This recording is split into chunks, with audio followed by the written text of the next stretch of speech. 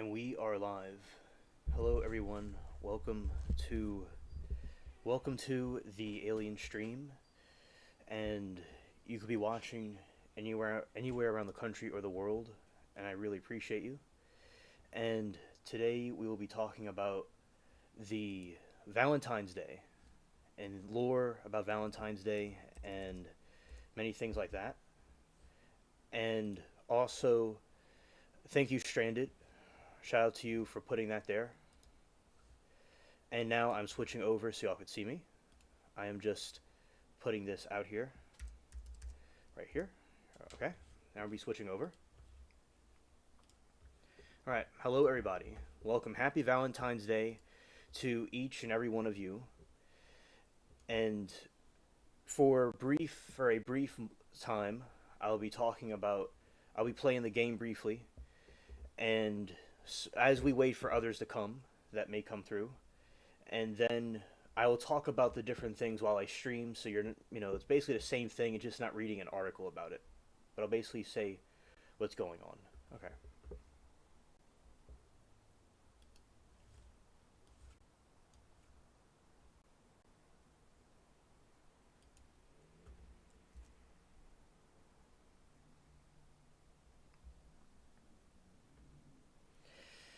Hello, Michael L. Shout out to you, fam. I'm glad that you subscribed to the channel. Welcome to the spaceship. I really appreciate you. And also the stream. Now the game doesn't launch for some reason. I'll just get into the stuff directly. But the game is here and it'll be very brief as we wait for others to come, as I said. As we have pretty much a good audience right now. And just giving other people time. Because basically, what we do here is, I'll take this, and Michael is one of my chat friends from the trials. Alright. And also I have this cool shirt on. I'll take the hoodie off for y'all to see it, and I have another shirt over there that I'll put on in a little bit. Okay. Alright. Okay, so basically, I will show this shirt for a second. And I'll play the game. Okay. Mary Toodles got them for me. Okay. Going back to this for a second. Okay. I got this this Stitch shirt. See, he's an alien like me. And I have another one I'm going to put on in a little bit as well. Okay. Alright. So now I'll get into the game. Okay.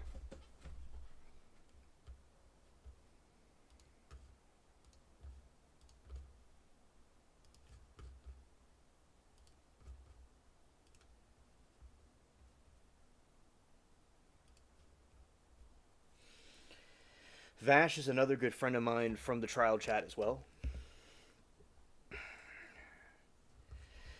And, okay, so he's saying that he can't handle the relationship. Okay, yeah, Vash, I am sorry about that happened to you. Oh, Stranded, he's talking about an anime character. He's talking about an anime character.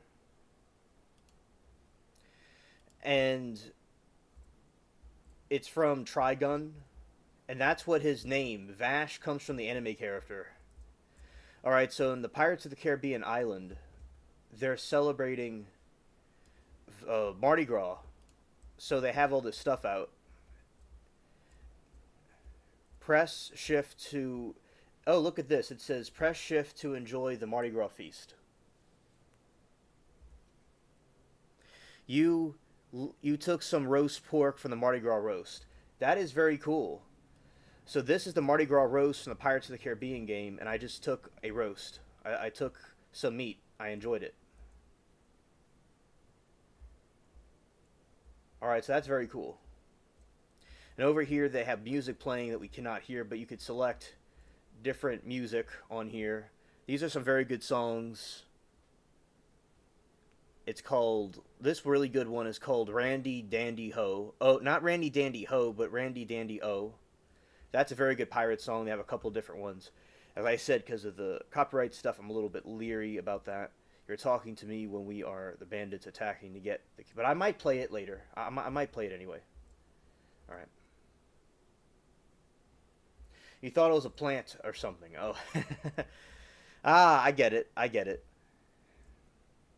Press... It says press shift to initiate Mardi Gras bonfire. Here we go. Mardi Gras bonfire. Let's see. Already... The bonfire already started. That's really cool. Alright, so shout out to that. Yes. Yeah, it is a plant. You're right.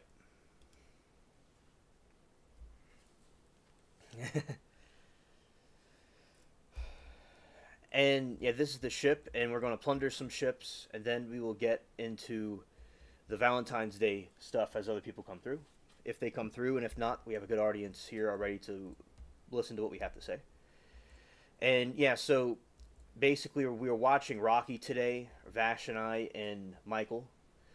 We were watching that today, and the prosecution went on for a very long time. They took up the whole day pretty much, and on Tuesday they're going to go back to deliberate.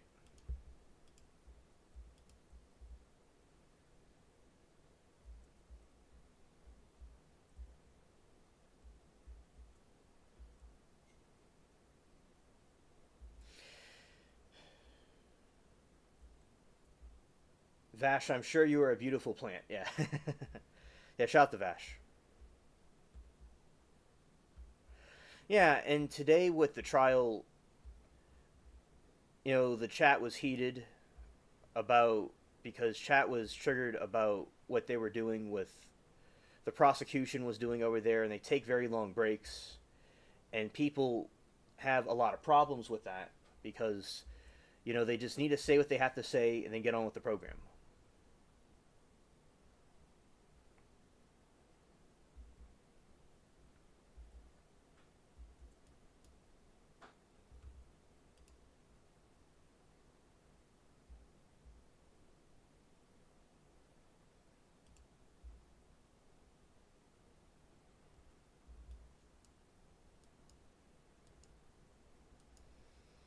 All right, let's see if these ships are being hit or not.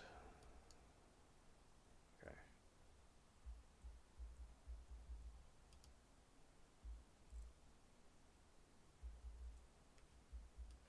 Yeah, so that was good watching that today. And yesterday we talked about Trigun and the different episodes they had and the different characters. It's been many years since I watched Vash, but in Trigun, it's been a very long time, but I did remember that character specifically. A very unique character. A very nice plant.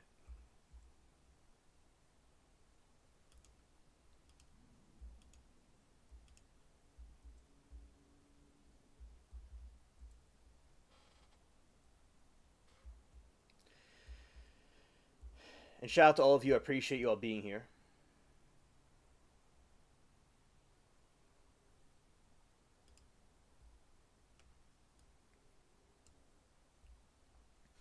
Strained says lawyers charge by the hour. Of course, they're going to drag stuff out as long as possible. Now, he did the defense. They did a long time also. All right. All right, Austin. I understand. Thank you.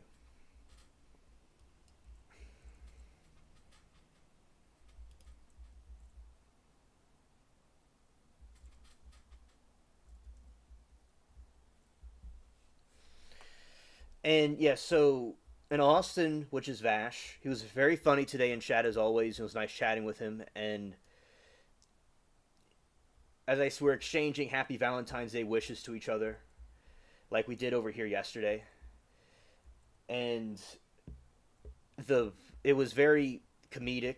It was very funny and the dude was going on and on. It was like he was like a Timu prosecutor. That's basically what he was. He was a Timu prosecutor. He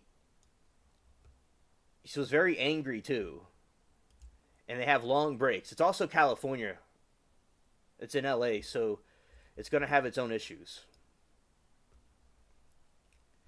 And I think that it could be a 50-50 situation that chat was saying, because it's not like other cases when the people are clearly guilty. This one is a very interesting legal dispute. Oh yeah, absolutely. It is an awesome name. I haven't heard that name since I was back in the 2010s. It's been a while. The last Austin I knew was a cool dude, and we have another Austin that's cool also. Yeah, so Rocky is a rapper, and my friends can, if I miss something, the chat can correct me. But so you have Relly, and he's this moron that was kind of like Woody from YSL, and he kept on trying to troll. He kept on lying, and he kept on saying misinformation, and there's this like lawsuit going on as well as the criminal thing, and he keeps on trying to. Oh, okay, okay. Yeah, shout out to Austin. Shout out to Austin. All right. So that was basically what was going on, and that he pulled out a fake gun, allegedly a fake pew pew, as Stranded would like me to say, and they're disputing about if it's real or not, and if it's wrong to do that or not. And so a lot of the chat is saying that it's a legal thing, like it's about legal clout, and then some people think that the gun was not necessary. But then again, if you're being attacked by people, and a pew pew might save your life, and he might have done it to like say, hey, this might, I might get you with this if you don't stop attacking me. So it's a lot of, and also Austin, if he doesn't mind me saying, he does not like the case too much because it reminds him of some stuff. And there's a lot of bad people out there and traitorous people in the world. So I can understand that certain cases can stir certain emotions in people. I know it has done that to me. And a lot of the cases are very difficult psychologically for people to watch because there's a lot of traumatic things that we all see. And it's a journey that we all share at Long Crime.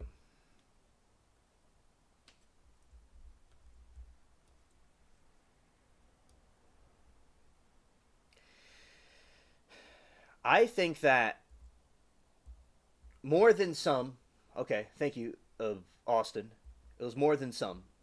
More than some circumstances happened. And I have friends that are in the hood because my area that I am is a black area. It used to be white, but it became black, and my family stayed here because they didn't really mind being here. And yeah, there is some instances with my friends that there is some other people that they knew that was betraying them and being shady, and that is, so I've not been through necessarily what you've been through, but I'm saying like I've seen things happen, and like people they'll go and attack me too, like in a roasting match because I'm sticking up for my friend. It's like I don't even know the person, because I'm sticking up for my friend. They're gonna go, oh, I'm gonna make a diss track about you.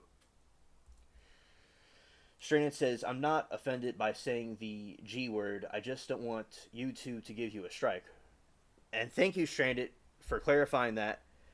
And also, I want to make clear, it's not that Stranded doesn't mind me saying it. She's just concerned about the community guidelines, because YouTube has strange community guidelines. And we need to go by them so the channel doesn't have problems.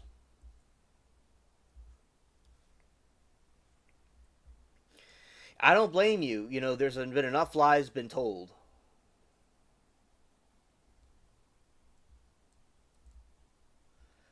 And it's very disturbing with all the lies that have been happening. Like Judas, like from the Bible. People don't have to believe in the Bible, but the story about Judas is an example of horrid betrayal. And betrayal is something that happens all the time that needs to stop. And lies, also. I certainly think that I understand why lying was put as a sin or something wrong in religion. And in general, without religion, people that don't have to believe in it, that we all could agree that lying is wrong.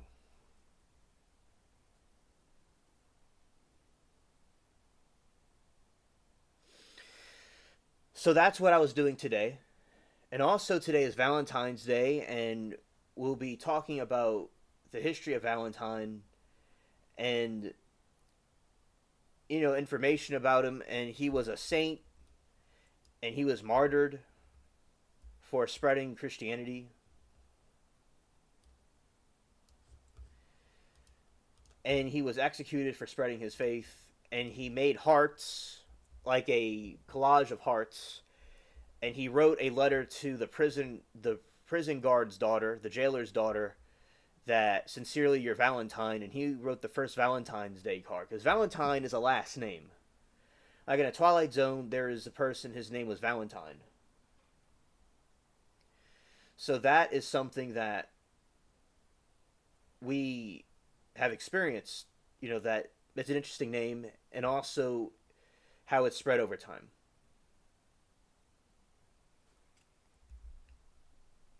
Hello, old school millennial. Good to see you. Happy V Day to you, also old school millennial. And shout out to ABL's chat, and that is one from ABL's chat. Yeah, shout out to you. I appreciate you.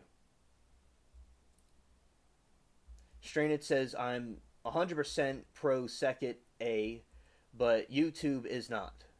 Can't even use the number 2 for the letter A, or pulls the comment down. Thank you, Stranded. And Stranded, a reason why I said it the way I did is I wanted Stranded to clarify why we don't use certain words. Because some people on YouTube don't understand. Not anybody here, but in general, some people don't understand.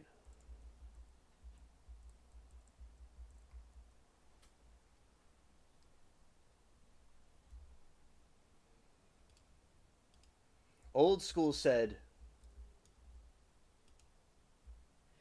yeah, Valentine was a Christian martyr who defied the Caesar, who forbade young men to get married. He chose God over Caesar, the civil disobedience and performance, their marriage in secret.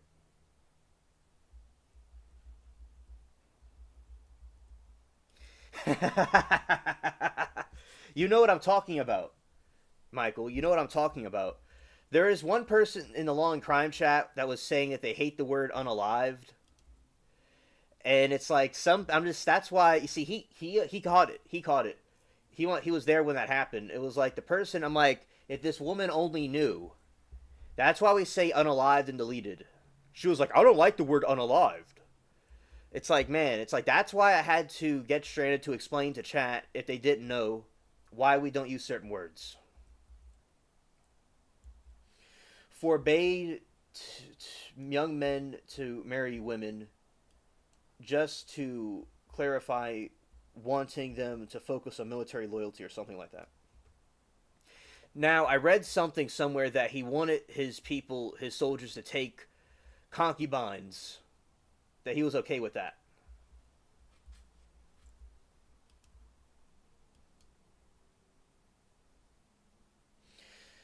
Austin says, I'm just done with being in a relationship. Screw YouTube. Yeah, I understand what you mean. Life can be a B word. Certainly. Old school says, I use delete and self-delete instead of unalive. Yes, some people have a problem with it. So everybody has their own certain terms for it.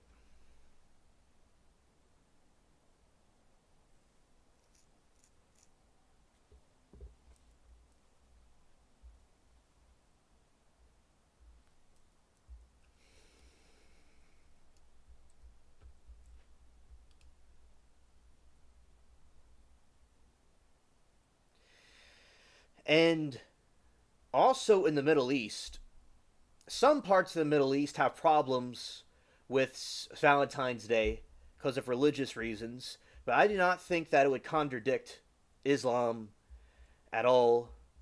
And I think that Muslim couples can express their Valentine's Day attraction to each other, and they do not have to commit anything sinful to do that. And also they believe that they came from our faith. So as I said, and this is like extreme Muslim countries like Saudi Arabia and stuff like that, that are really against it. And I understand there can be sinful things that could happen from a religious perspective on Valentine's Day, but I do think that it's not necessarily a problem to have that in those countries. But the people, the Muslim people, over there celebrate it, and they have relaxed their position on Valentine's Day, so that's good. In recent times, they've relaxed it, so that is something good to that because people of all faiths, the communist Chinese celebrate Valentine's Day, so I think it could be universal, like no matter what faith or political party, it doesn't matter. Hello, Mookie. Mookie, good to see you. Welcome to the chat. Also, Mookie, shout out to you, Mookie. And we're talking about some of the history of Valentine's Day. And also, I want to say something she mentioned before to me is more of the JFK files have been released, and there's evidence for a second person that unalived JFK or deleted JFK. There is a second one that did that. So that's something we'll be looking into as well, because Mookie always has cool facts to share with us on the channel. And Old School says, don't give up on relationship, just avoid apps. Ask people who know you well to arrange a date or meetups and hobby groups. Marriage service, don't trust shallow apps. I agree with that. I agree. Valentine's Day, just like other holidays, are so commercialized now that it almost doesn't mean anything anymore. Absolutely, I agree. Japan, largely secular and Buddhist, 2% Christian, even though they all celebrate V-Day. Oh, and also regarding Japan, shout out to Sarah. And Sarah she's American, but her husband's Japanese, and they moved over there at some point. She was telling me that in Japan it's very patriarchal over there, and the woman gives the male something for Valentine's Day. Then they had to make White Day, and it's where the man gives the woman something. But yeah, so in Japan it's very patriarchal, and it's a little bit different because over here it's all about giving the woman something, which I believe is fine. But couples can exchange gifts that they like or however they want to do it. But yes, it's pink and it's red and flowers and stuff for the ladies, as it's called, the Simp Olympics, which is fine. That's good and that's what we do. And shout out to our ladies. Happy Valentine's Day to all of you, and a brotherly happy Valentine's Day to all of my dudes out there.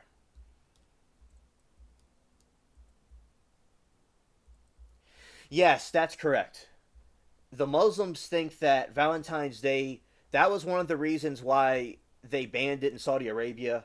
It was because that they felt it promotes promiscuity. Yes, that's true. They felt that it would bring people into sin. But I understand that, what they're saying. But what they could do is, married couples, I think, can celebrate it and do it as they please. And if they don't want people doing things they're not supposed to do, then they could monitor other types of activities that they don't want in their state. But yes, Stranded, very well done. Very well done. That's what they're concerned about. And it's also a tribute to Saint Valentine as well. But everything, it's so commercialized. And also, Stranded, they were concerned about the Western influence over it, because the West, in Western imperialism, so you have people on the right and the left and in parts of Asia and stuff that think that it's an imperialistic thing and stuff like that. But very good job, Stranded. Mookie says, you saw that there is a new task force that's going to investigate JFK, RFK, MLK, the scamdemic, 9/11, UAP, and USP.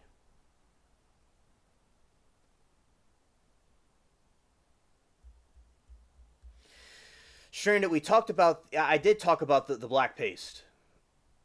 I think that it's what you're talking about. It's a Valentine's Day thing. And if it's not, you can let me know. And if we haven't really confirmed it, we could go look it up in a little bit. But yeah, so basically, there's something in South Korea that they celebrate where they have the Black Day, where people that don't have a Valentine, or they didn't get Valentines, they went through a breakup, they have Black Day and they eat some black beans and they celebrate that they have like a time of mourning for their situation.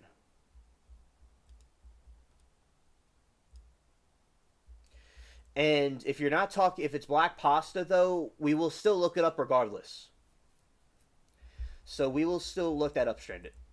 It's probably not what you're talking about, but I'll look it up in a little bit.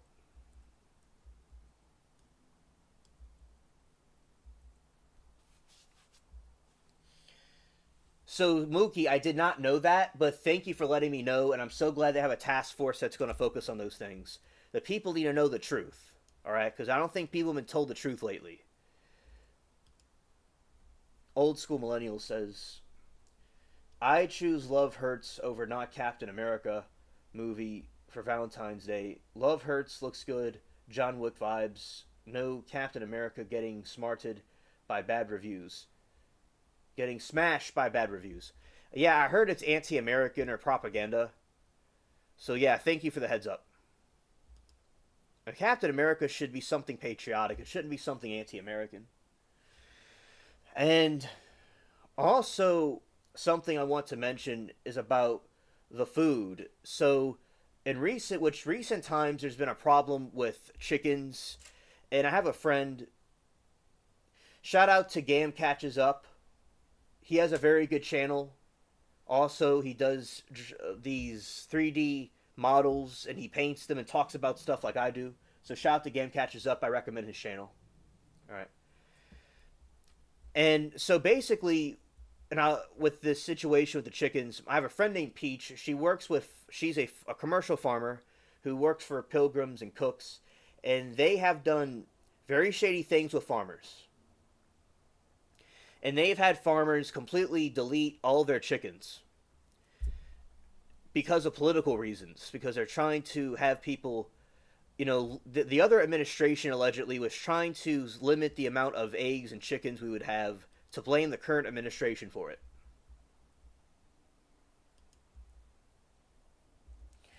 Hello, Matt. Good to see you, bro. Well, I'm glad to see you. It's been a little bit, it's about a minute since I've seen you.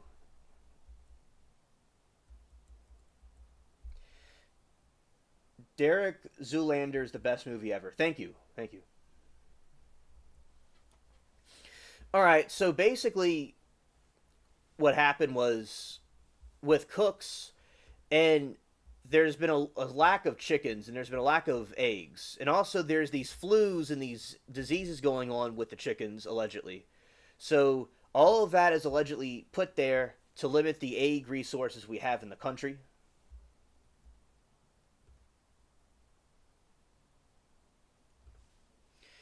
And I want to, like, if y'all know local farmers or people or chickens and stuff, it's good to have. And also chickens like grinded eggshells, and they also chickens like bread and things like that.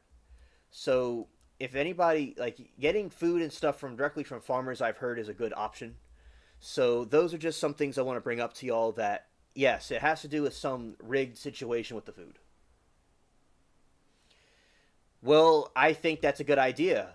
It's good that I feel you should for chicken for you tonight too. I'm just getting over Big Sick, but I'm back in action as my city gets slapped around with a bunch of snow. Some people would think that you're unlucky, but I think in some ways that's very cool you have some snow. I enjoyed the snow, but I understand it's slippery and it can be kind of cringe too.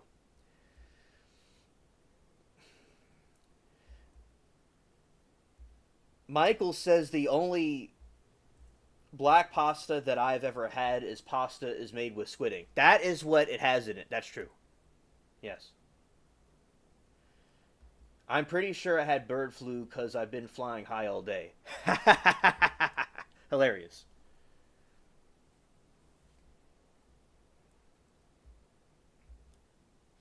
Yeah, so just be aware about the situation with the food and the chickens. It's probably some political stunt. And also, a Valentine's Day, it's a time for brotherly good wishes and for the ladies to have a good time as well. So yeah, just keep in mind about that. And chickens, about me growing chickens, which that sounds kind of strange what I just said, but I've been focused a lot on my lawn crime farm. I've been focused on the most out of anything else I did in this time period.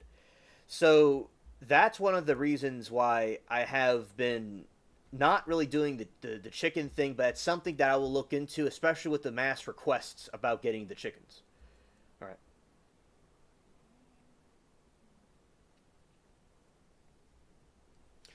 Amanda, happy Valentine's Day to you, hun. I'm so glad that you're here with us.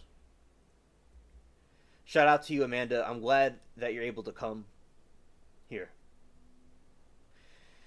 And I'm just so basically with Valentine's Day, it was a holiday started in honor of Saint Valentine, and he was martyred for performing Christian marriages and not taking the pagan faith. And many religions and cultures around the world now celebrate it.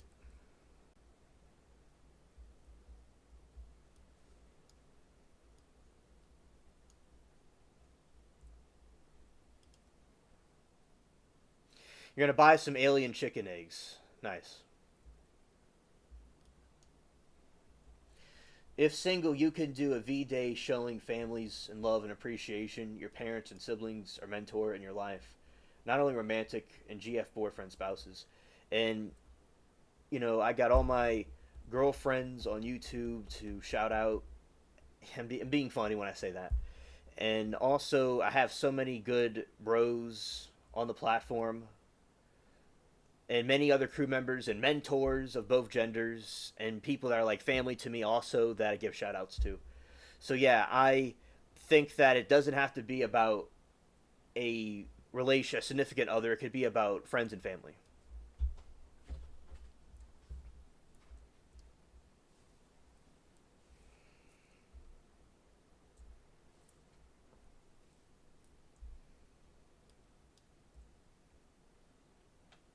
Hey alien, I love you, my favorite person.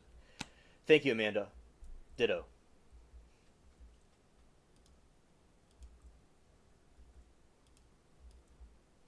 And also, as I've said to some of you before, and I've been doing a couple of streams about this, so some of you may have heard me say this already, but I'm saying this for people that may have not have been here, which I might probably say throughout the stream, is that a planet beyond Neptune has been discovered. Finally. And Amanda on my other live told us about it, and I read the article about it. So it's a giant cotton candy type looking planet, and it's full of air. Finally, they have found it. And I wonder what else lurks in the shadows. There's a big breakthrough. Also, I want to mention the Super Bowl, that I think the city did a very great job with the decorations and the lights. They had the military present here. They had a ship here, and they had everything protected. So if something went down, they were going to get them. Various stars and musicians, and even a special CEO came down here. There's a video that Mary Toodle sent me of a rapper and another gentleman getting a po' boy. And one of the gentlemen was Tim Cook, the CEO of Apple. So it's so cool. All these different Anne Hathaway, Kevin Hart, all these different people, Jay Z. So, and the Eagles did a brilliant. If you love them or hate them, they did a brilliant job at stomping them into line. The Chiefs. I mean, if you like the Chiefs or not, they did great. Like they really played hard. And I always think with anything, if it's chat or if a football game, it's all about the teamwork in the defense, because you don't have a good defense. Like in chat, you need mods. So you don't have a good defense, you're gonna have a problem. So that's why I think that it's important for that's how they won. They had a good defense and good offense. It's like that's what you gotta have. I was not on a team because of the distance, and I wasn't maybe into getting myself too damaged, but I was also kind of far away. But I played some football at like PE and stuff, and I did very good at the quarterback. And it's a teamwork. It wasn't just me; it was also the team. So that's something I want to mention also in conjunction with the stream. And so Valentine's Day also allegedly has some pagan origins with this giant crazy feast that the pagans would have called Lupercuria, something like that. And that's not how you say the name, but that's how I said the name because I don't quite recall the name offhand. But so it's also its pagan origins of a pagan festival. That's another thing with Valentine's Day as well.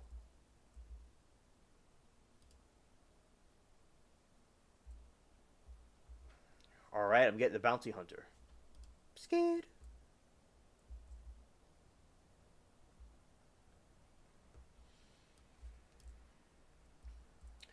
Matt says it's been New York most of the time, but I've also been to Kentucky briefly as well.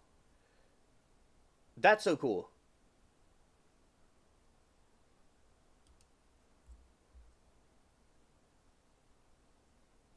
Ah, old school says, you know how there's a debate about Die Hard being considered Christmas or not? Is there a V Day you'd say the same of? Very good question, old school. I'll just call you millennial. Very good millennial. I have I so basically with Valentine's Day it's a similar impasse because people debate that it had pagan origins. But yes, a Christmas is it doesn't matter if a holiday had pagan origins to it. They made the holiday a Christian thing. So it's not something that's prohibited. It's taking a pagan holiday and making it into a Christian thing. But Saint Valentine passed away around either February 14th or the 22nd. So it was not completely a pagan origin. It just happened to be that way. But also, if it is of pagan origin, it was used for a Christian cause. So it was used for a Christian cause. And hey, yeah, that's funny, millennial. That's funny. And so that is a positive thing. So yes, there is dispute about Valentine's Day, but it doesn't matter. The saint died around that time. It was deleted around that time, and now it's used as a Christian thing, like with Christmas. The pagans had the Christmas tree stuff, but we took it and made it into a Christian thing.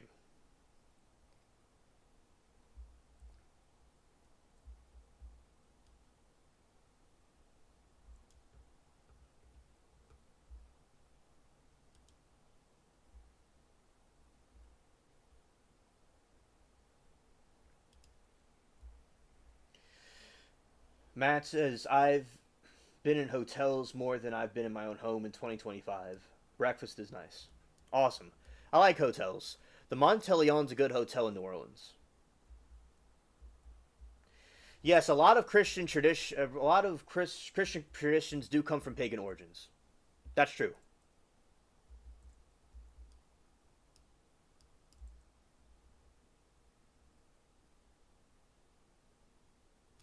And we use them for a Christian cause. So that's a positive thing.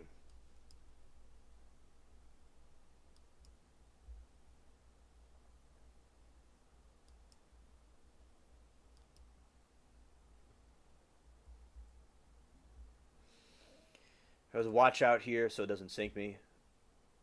Alright, good. Now we're going to go over on this side and get him the other way. Call this the Hansel method.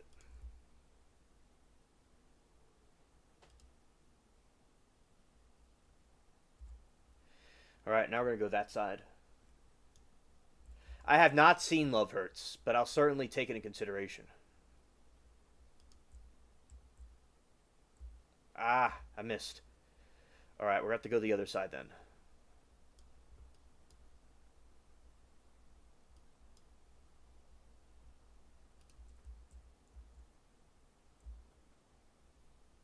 It's going to be very close. It's going to be very close with me in this ship. This bounty hunter. Be very close. Alrighty. I was about to collide into it. Now we're going to go that way. Open fire. Let's see.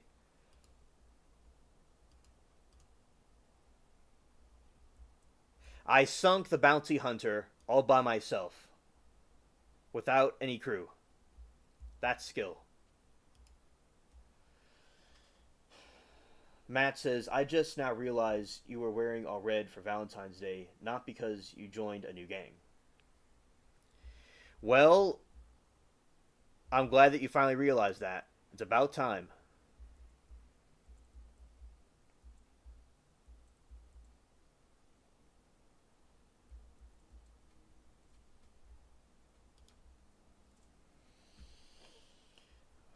Millennial says, Alien, you have played any VR games before. Would you do a VR of being a pirate? Sure, absolutely. I would.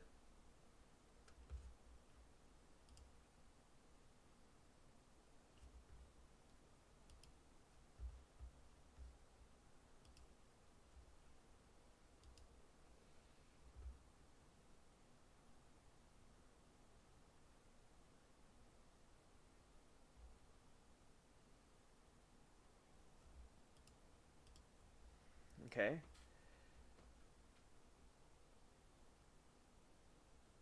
Let's see if there's any weapon I could. Mortar.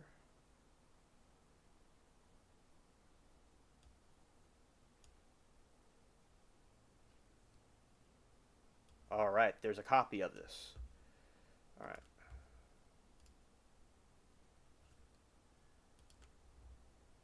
All right.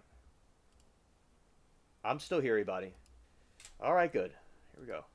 All right. Hello, Danielle and Liberty. Good to see you both. Happy Valentine's Day to y'all and all of chat and those watching.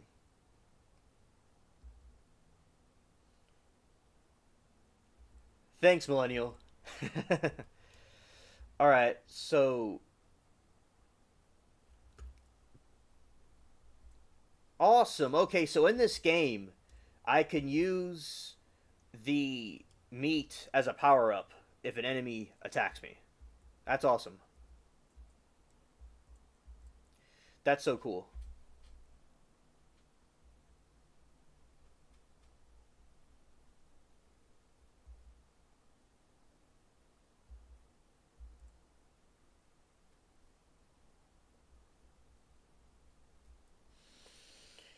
All right, and also my more about my shirt. Okay, so this is one right here. It's a Stitch with the kissy face on it. I have a Mickey Mouse one that I'll put on a little bit. All right, so right, we have that, and now we'll switch over back to the game.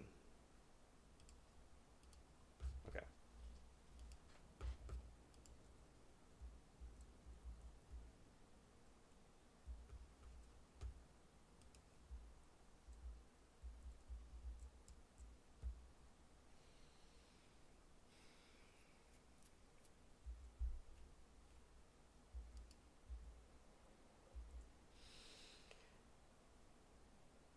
Yeah, and also, so basically, with there's more information about the JFK files that it has come out that basically there is another person that deleted JFK. There is two people, and also there's a crisis going on with the chickens and the eggs and stuff. So that those are some things that are going on that we're talking about, and to just be prepared and be aware what's going on, and it could have to do with political stunts. And Saint Valentine was a saint that was spreading Christianity, and he was trying to marry people that couldn't be married, and he was deleted because he refused to take paganism and stop what he was doing. He wrote the jailer's daughter a Valentine note, and he said, "From your Valentine," and that was it. And he also made hearts and stuff, so it comes from him. But many cultures around the world practice it. Hello, just came to say hi. I'm catching up on some court cases. Alien, you look handsome in red. Oh la la. Thank you, Danielle. I really appreciate that.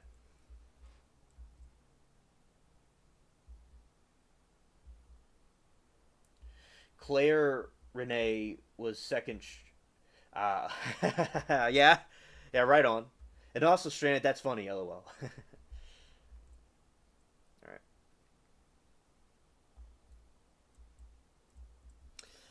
Also, I'm going to show you all something at one of the islands, and then I'm going to get into the article about the Valentine's Day history stuff and some lore and the Shi festival that they had over there. So we're going to show you all. I'm going to go to the pirate island and show you all the fishing really quick.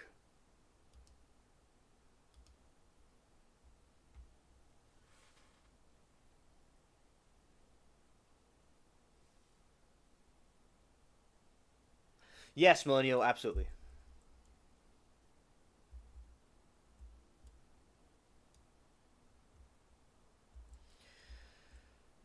All right, and we'll go to the dock where they do fishing.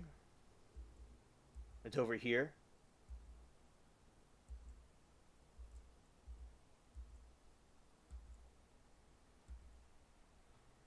And as I said, I want to play Toontown sometimes. And that's something else I could play on the stream. That's another Disney game they rebooted. Everything in moderation, including moderation. Bars.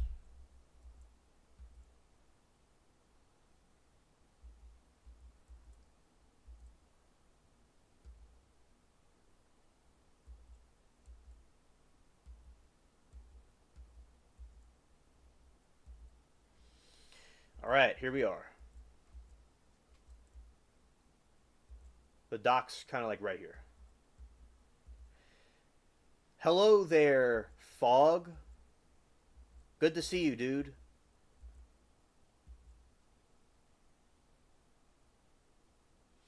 Oh, the giant scorpions.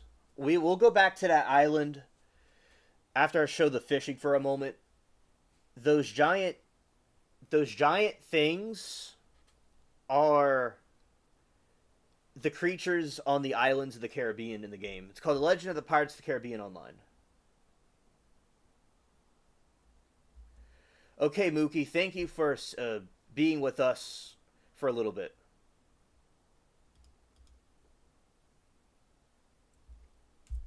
All right, this is the fishing area. Let's see.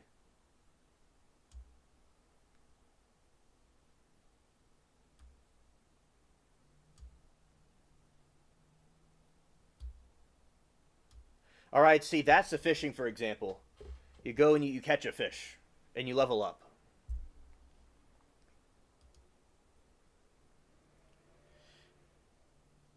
Alien, have you followed release of the MLK files? A Christian YouTuber named Standard of Truth covered it extensively. MLK, not the hero betrayed, some GOPD thing, but communist friendly.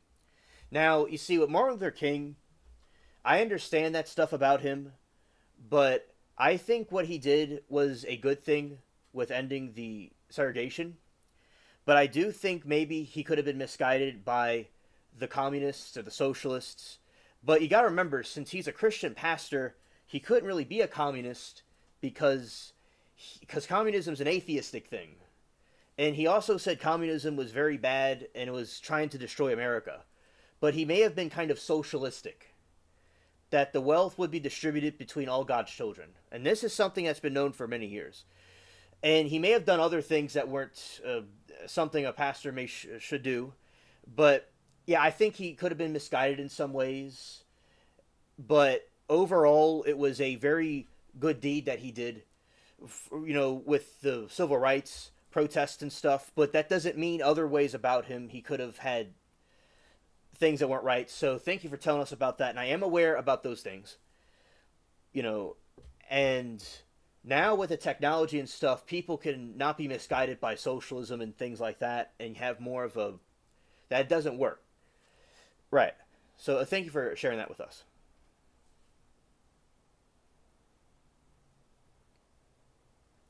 Yeah, you haven't seen the fishing part before. One night I did it with Zero, and he has expanded more in the game, and he has caught some really big fish.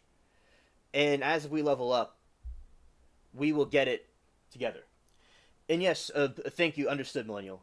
And now you see, I think some people are upset with Martin Luther King, and I for other reasons than him being a socialist. They probably don't like other things he did, but yeah, the other things about him with the socialism and stuff, yeah, he was misguided about that. Michael L says, "I think MLK is a Black Bernie Sanders," and he very well may be. That very well may be true because of the certain policies he supported. Yeah, but in other areas he was good. In the other areas he did with civil rights. But yeah, yeah, absolutely. And I do not mind going through that, and I don't mind doing my own analysis on that myself.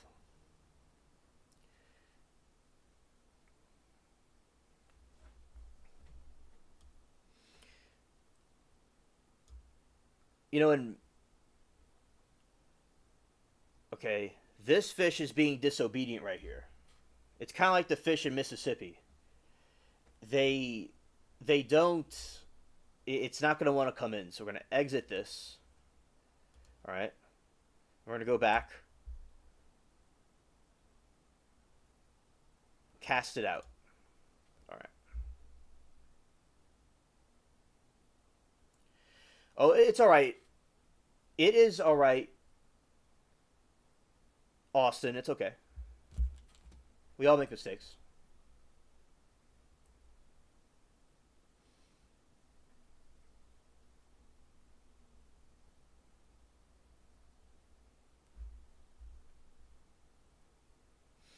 Right. So we have that.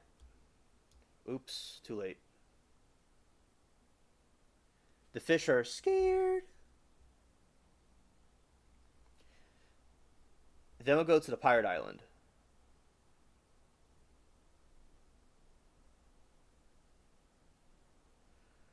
We're getting close, and if we don't see any fish pass up this way, we'll go up a little bit.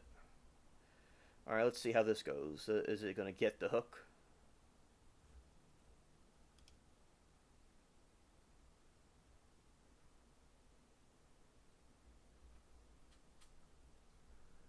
Looks like they're not in this region. Let's see.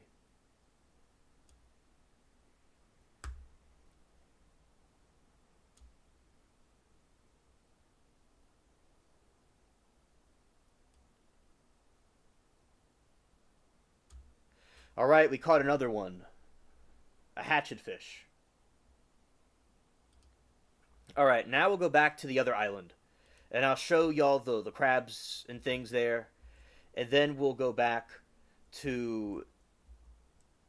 I'll read some article about the Valentine's Day. All right. The fish need to stop floundering for sure, absolutely.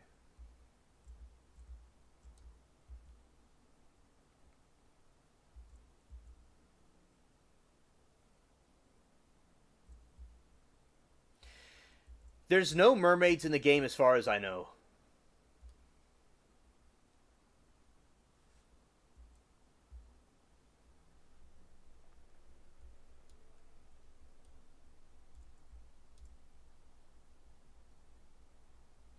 All that bass, bout that bass, no treble.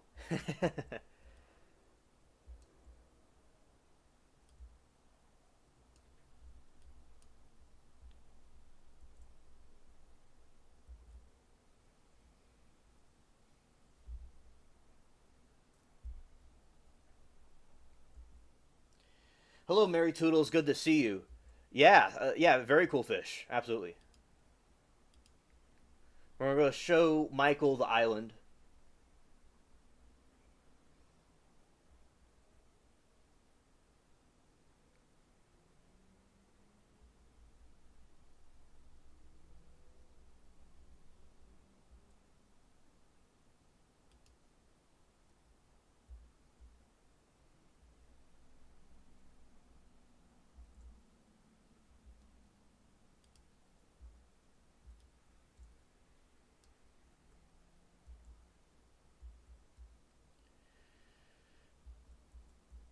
Okay, thank you. Thank you. Thank you, Vash.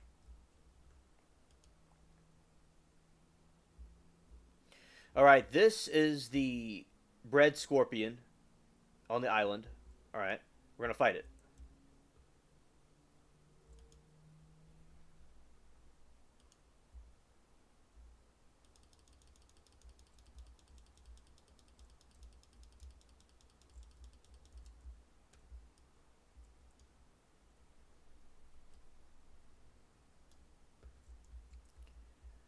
All right, this is another one we're fighting.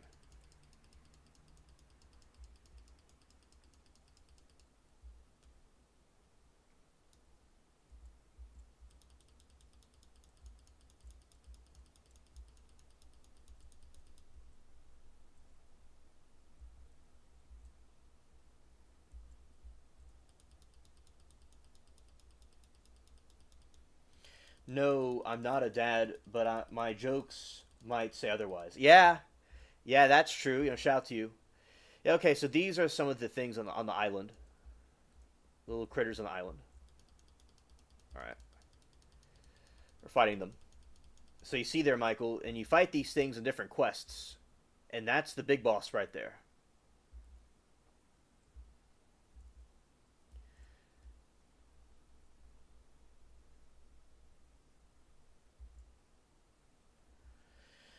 What do you mean exactly, Mary?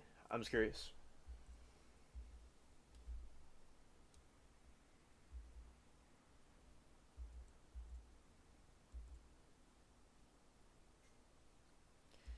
All right, we're gonna get the mean scorpion. All right, let's go over there. Scared, scared.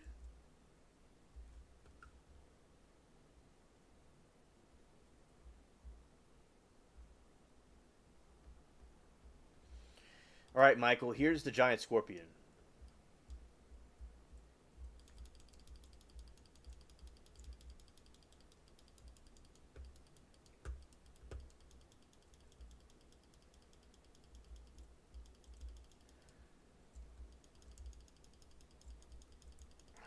Scared. It's feisty.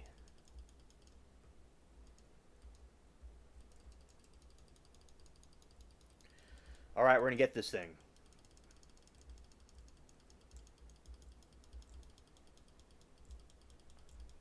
Uh oh. Okay, now we're still in the game. We're still in the game. I was thinking for a second what was going. Ah, it's gonna. We're gonna slice him. I'm gonna sweep. Arg.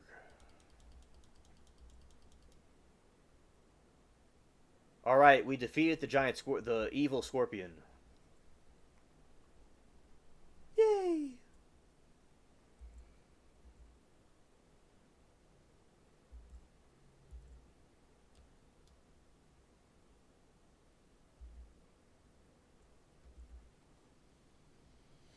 Rip Taylor was a famous character type comedian back in the day. Okay, thank you for letting us know. There's one island where they have a bunch of walking tree stumps. I'll see if I'll find that real quick, and then I'll get to the Valentine's Day article thing. Nah, no Australia for me. All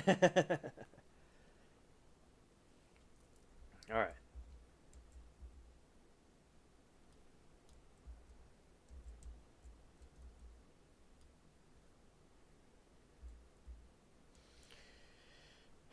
I think it's over here, but we'll eventually find it.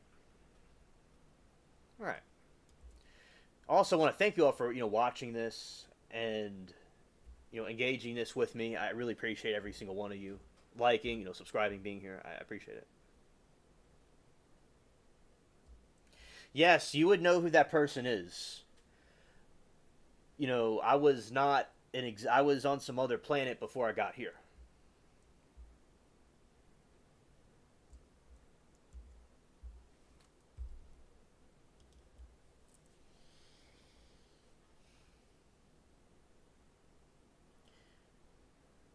The 70s. All right, Michael, thank you. He's almost as cool as Paul Lind. I've heard the name before, but not too familiar with that one. I think this is where they have the tree stumps.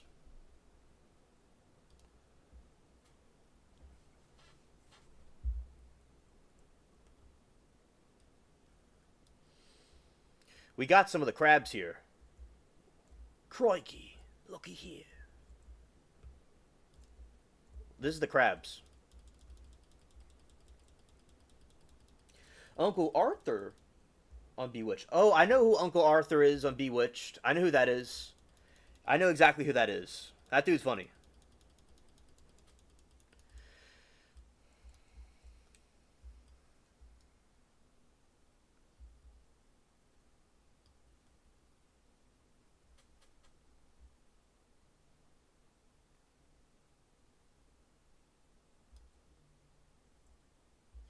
You don't remember? Oh, okay. Well, I'm glad we showed you that now. These are just the giant wasps. I got a grenade right here.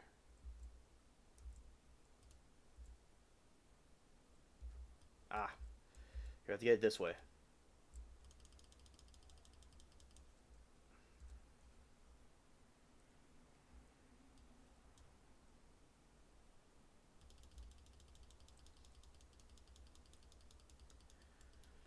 All right. All right, we defeated that one. Those are giant wasps. Vash cannot outrun time. The timers are like, in some ways, is like our biggest enemy. I used to love Gilligan's Island. I like Gilligan's Island too.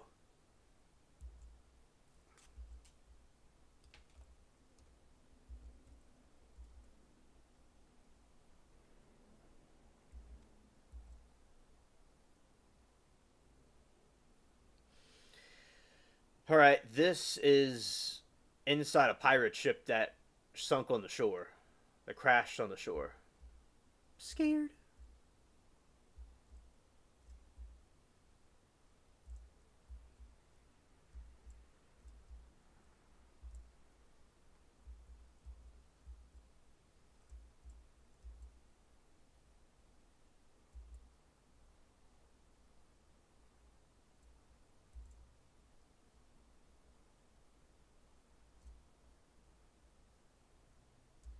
All right, so those are some of the creatures. We'll go to the other islands, and show you all what's going on here. All right, so launching. Oh my goodness, you have this stupid ship right here about to attack me. Scared.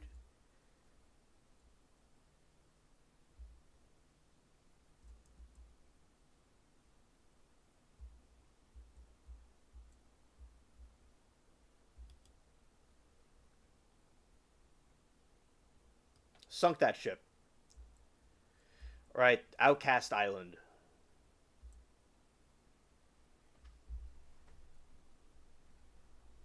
I think Paul Lind was also the center square on Hollywood Squares.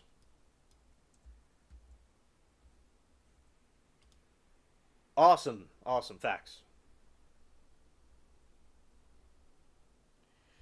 I prefer York peppermint patty. York peppermint patty.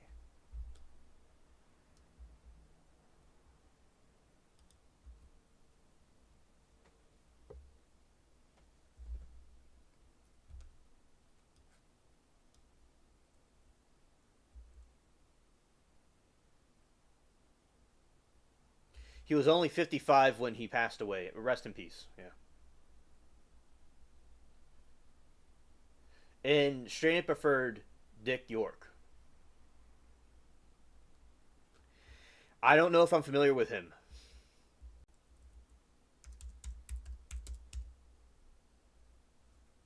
All right. I know the buffering was happening.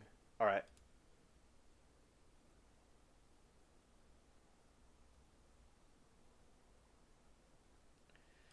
I know. I can't believe it either.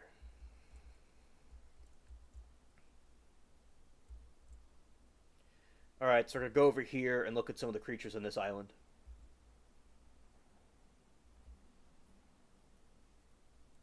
All right. These are the walking tree trunks. See, they're Nephilim type creatures.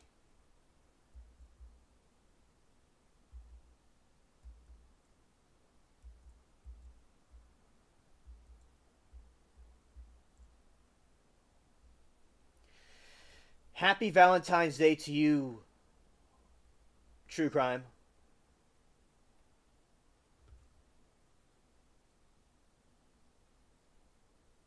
Oh, I know who that is. I know who exactly who you're talking about, Stranded. Okay. Also, we're talking about the history of Valentine's Day,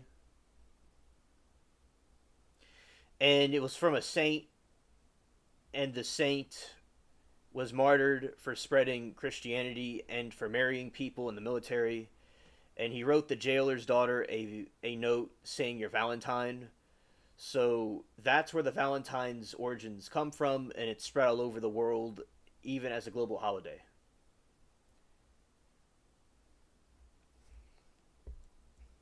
All right. So toy around with this thing a little bit. I've defeated these things before.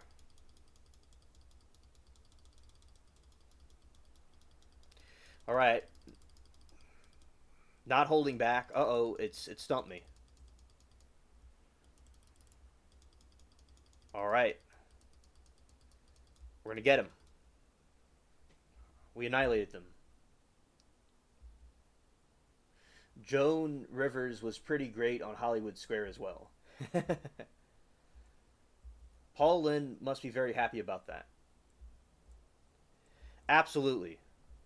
Yeah, that's funny. That's funny, Matt. It's rumored that Blackbeard swam around his ship after his head was decapitated before his body sank in the water and he was into witchcraft.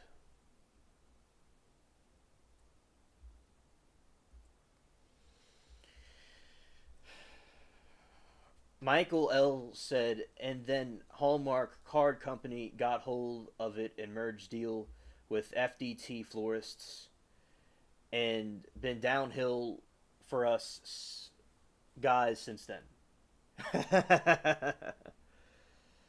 Paul Lind was a confirmed bachelor. All right, look at this. A giant Venus flytrap. Scared. Got the grenade.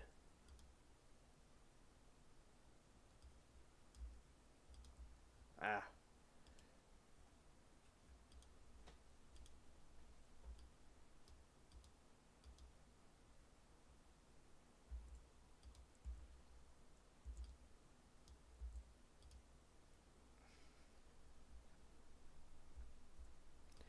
Okay, we're gonna get closer onto the target. This is how you throw things at it.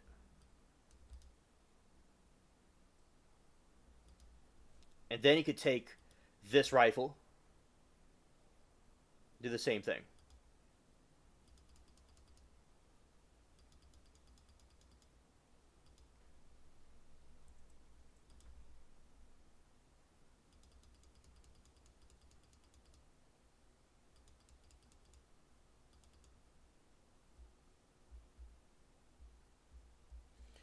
All right, Matt.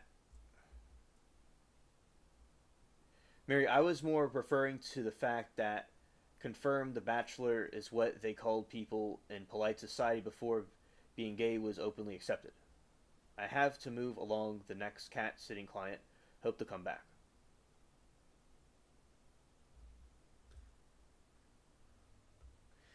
All right, Mary, peace. All right.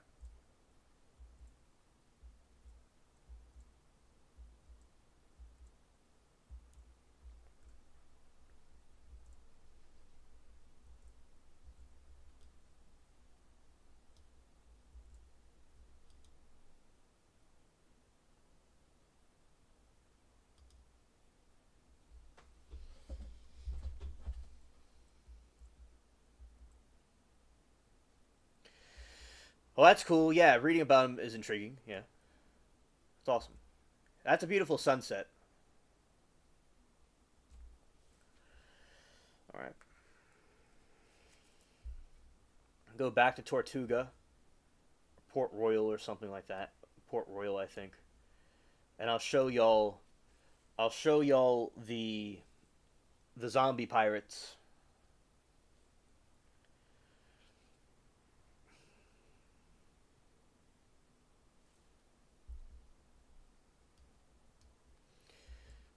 All right, those are some tropical mountains. That's the castle. That's like a fortress. And Will Turner is over here, over there.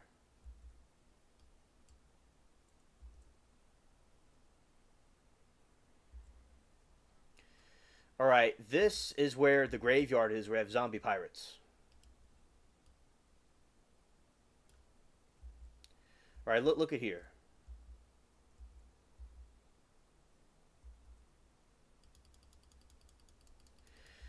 All right, Danielle, thank you.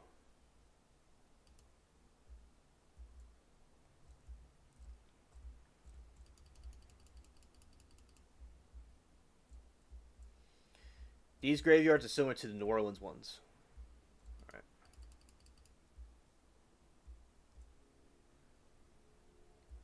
This is another cave.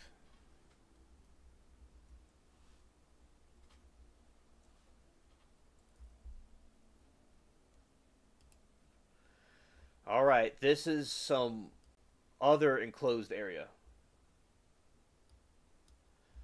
All right, Matt, thank you for coming and take care. Happy Valentine's Day.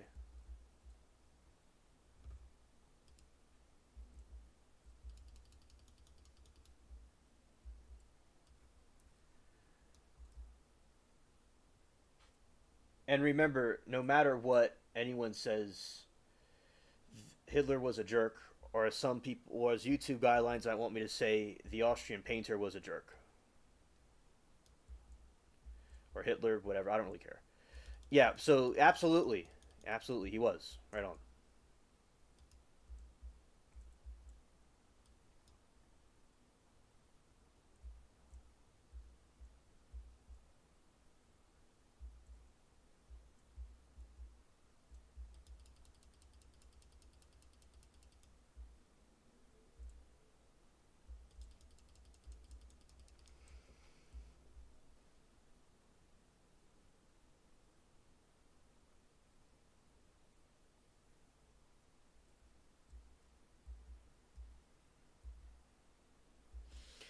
He was corrupt. That works too. He had corruption in him.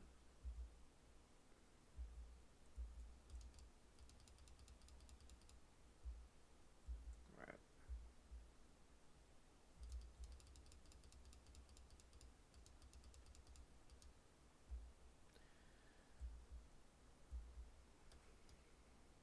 All right. And you call him the funny mustache man. That works too. You know, he completely ruined the mustache.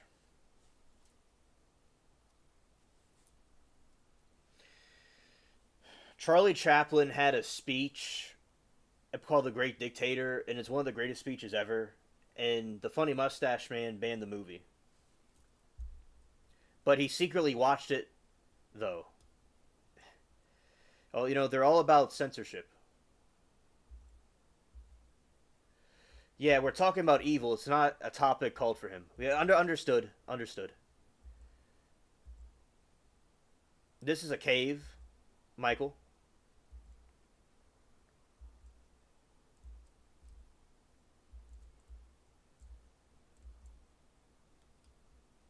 They did mining for gold and mining for diamonds and stuff.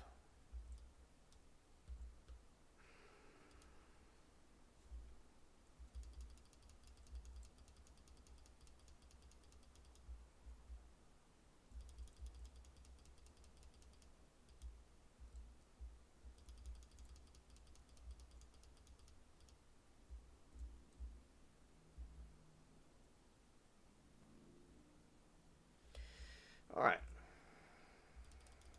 Graphics in this game are really cool. All right.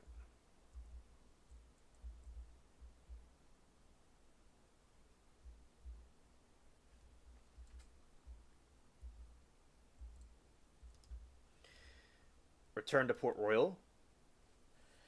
And I'll show you all the fortress, then we will go into the Valentine's Day article.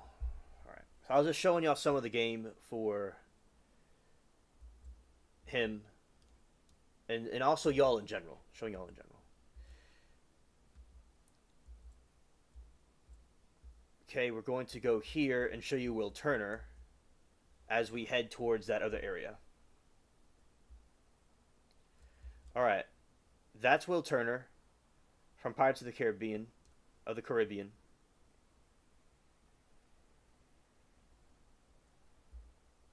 And they have Jack Sparrow, Captain Jack Sparrow, and Elizabeth Swann, and all those different characters as well.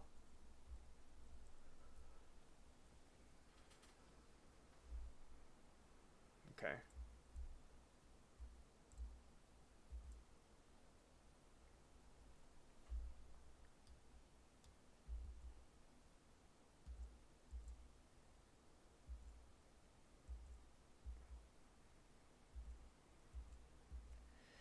This is Elizabeth Swann's mansion, the governor's mansion, her father. See, these are some soldiers from the Redcoats.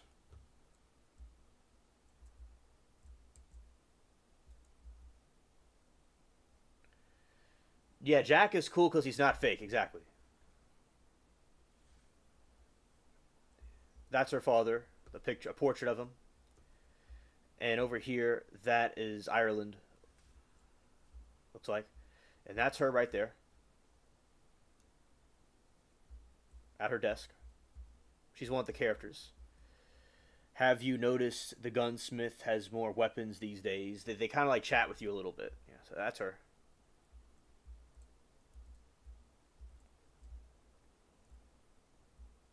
All right. Final detour is right here. Ah.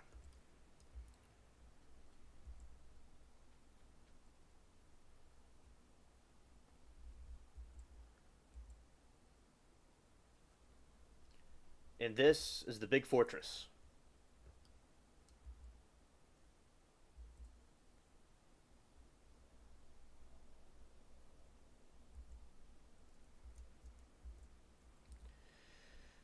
Yeah, these different characters you could fight in the game, but with humans you cannot use the pew pews.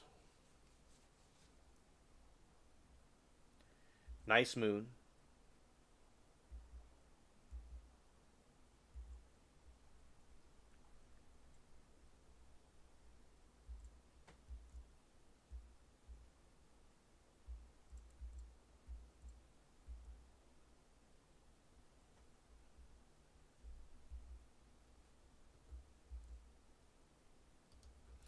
All right, so here we go. We have these people that you can fight.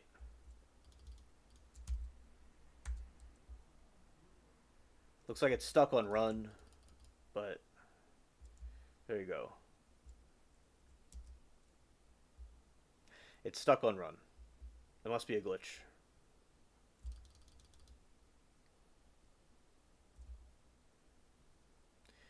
Yeah, so my pirate is stuck on running around, so that's why I'm kind of all over the place. Okay.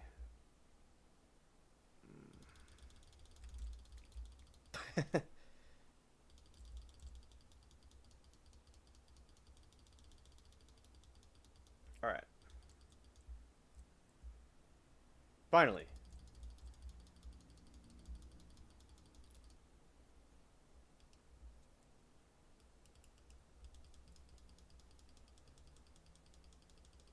All right, that's the grunt. They're all going to get chopped down.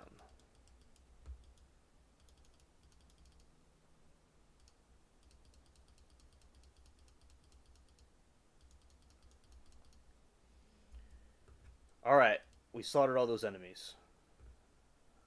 All right. All right, so now we'll go into the other thing.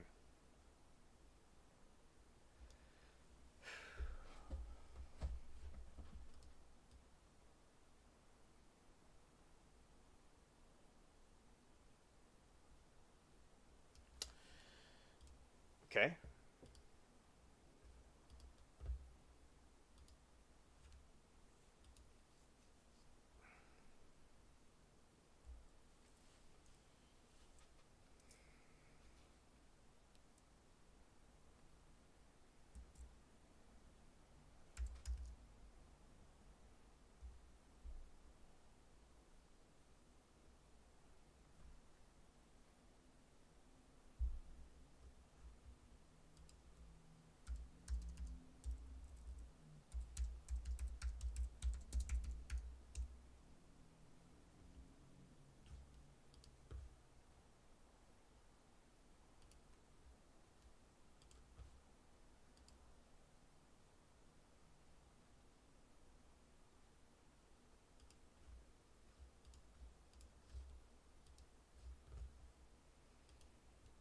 Alrighty, here we go. Talking about the history of Valentine's Day as time persists. Okay.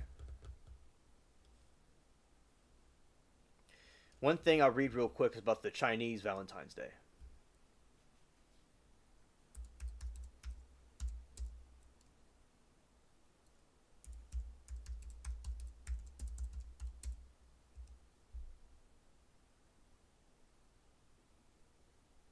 He didn't know knives had the guns made.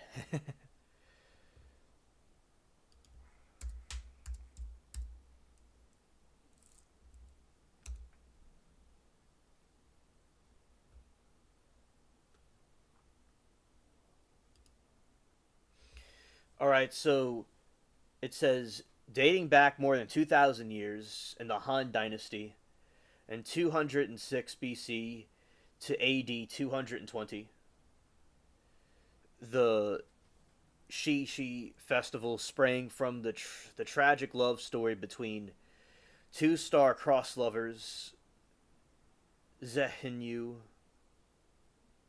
Zinyu, weaver and the daughter of a goddess, and Nulong, a humble cowherd.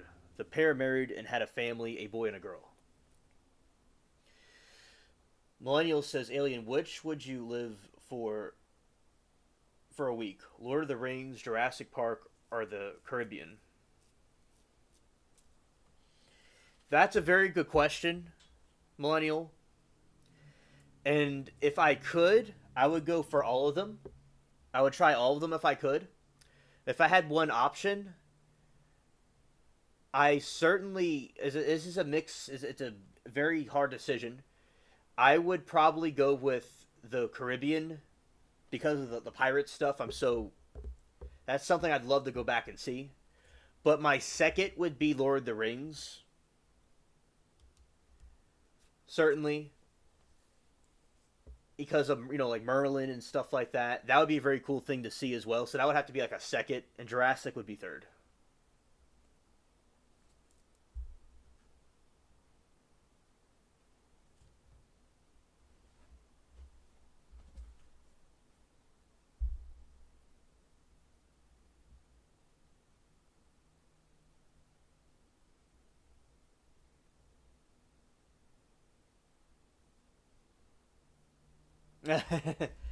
You would do Lort's, two chicken for Jurassic for 1 week. Yeah. But certainly Lort's would be much better through another perspective where wouldn't be as dangerous as the pirate thing.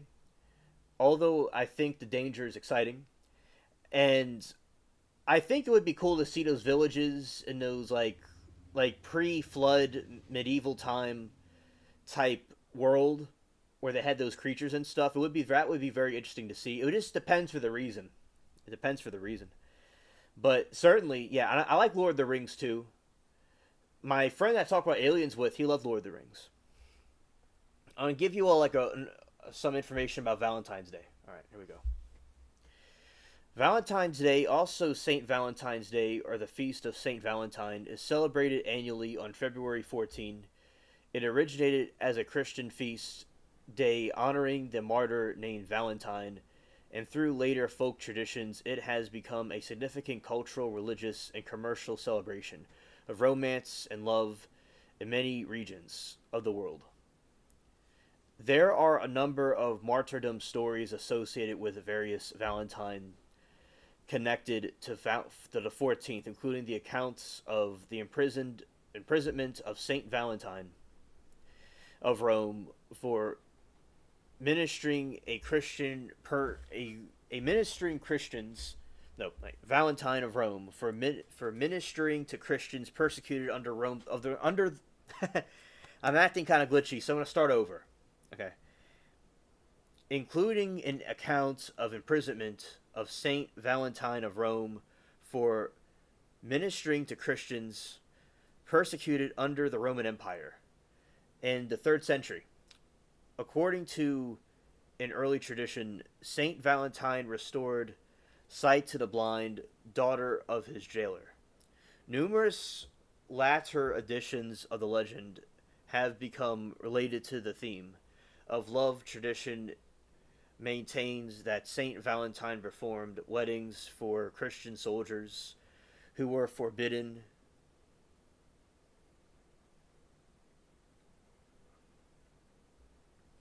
from marrying by the Roman Emperor. In the 18th century, embellished of the legend, the claims he wrote that the jailer's daughter a letter signed "Your Valentine" as a farewell before execution.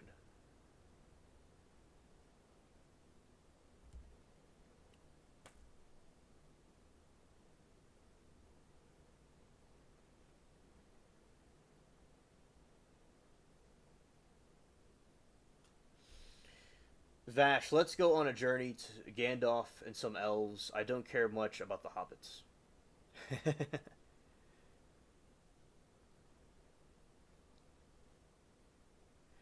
I'm an angel in Lort like Sauron and Dolph. Absolutely, absolutely.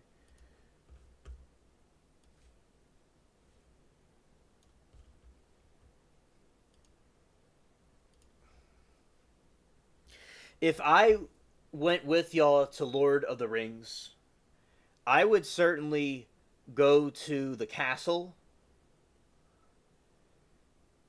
and meet Gandalf. That would be very cool.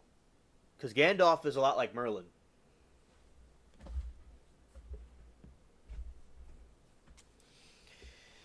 In the 8th century, Gelsian Sacramentary recorded the celebration of the feast of St. Valentine on February 14. The day became associated with romantic love of the 14th and 15th century, when the notions of courtly love flourished apparently by association with the lovebirds of early spring. In the 18th century of England, it grew into an occasion of couples to express their love for each other by the presenting flowers, offering confectionery, and sending greeting cards known as Valentines. Valentine's Day symbols that are used today include heart-shaped outline doves and the figure of the winged Cupid. In the 19th century, handmade cards gave way to mass-produced greetings. In Italy, St. Valentine's keys are given to lovers as a romantic symbol and innovation to unlock the giver's heart, as well as children of the ward of epilepsy called St. Valentine's Malady.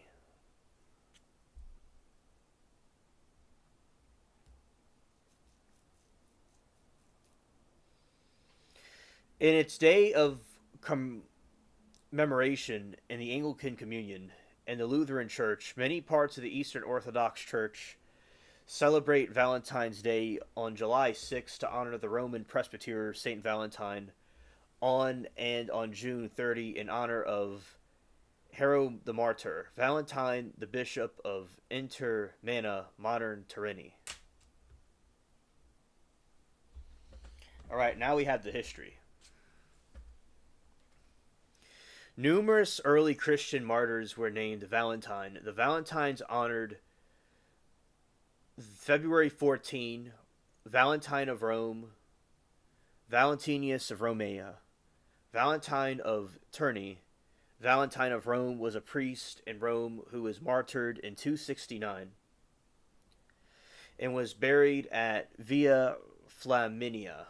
The relics of Saint Valentine were kept in the church of the catacombs of Saint Valentino in Rome, which remained an important pilgrim site throughout the Middle Ages until the relics of Saint Valentine were transferred to the church of Santa Parasade during the pontificate of Nicholas IV, 1288 to 1292. The flower-crowned skull of Saint Valentine exhibited the Basilica of Santa Maria in Cosmin, Rome. Other relics found in the White Friar Street Carmelite in Dublin, Ireland.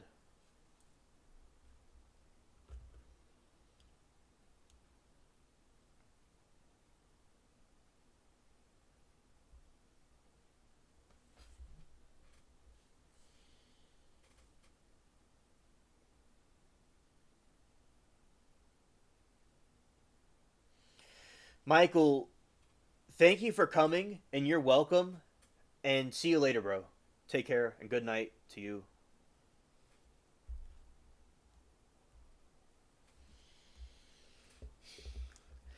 Valentine of Tournai became bishop of the Interma, now of Terni, Italy, and is said to have martyred during the persecution under Emperor Aurelian in 273. He buried the Via Faminia, but in different location from Valentine of Rome.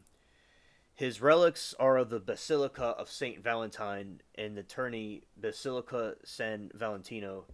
Professor Jack B. Orich of the University of Kansas notes that abstracts of the acts of two saints were in nearly every church and monastery of Europe.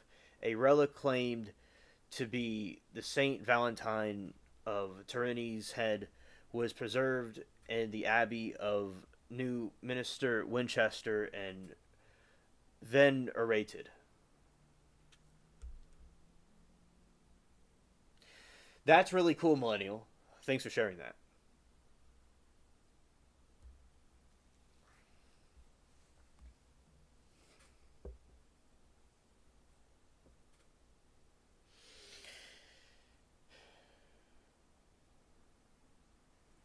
She says I pronounce Valentines as Valentimes as a kid and up. It seems weird to say it with an N sometimes instead of an M, but I've been training myself to say it right. Yeah, I used to say Feder. I used to say different words differently. So I understand what you mean. All right, that is Valentine the Saint. Encyclopedia speaks of the third saint named Valentine, who is mentioned in the early martyrologies under the date of February 14. He was martyred in Africa with a number of companions, but nothing more is known about him. February 14 is celebrated as St. Valentine's Day in various Christian denominations. It has, for example, the rank of commemoration, the calendar of saints, and the Anglican Communion.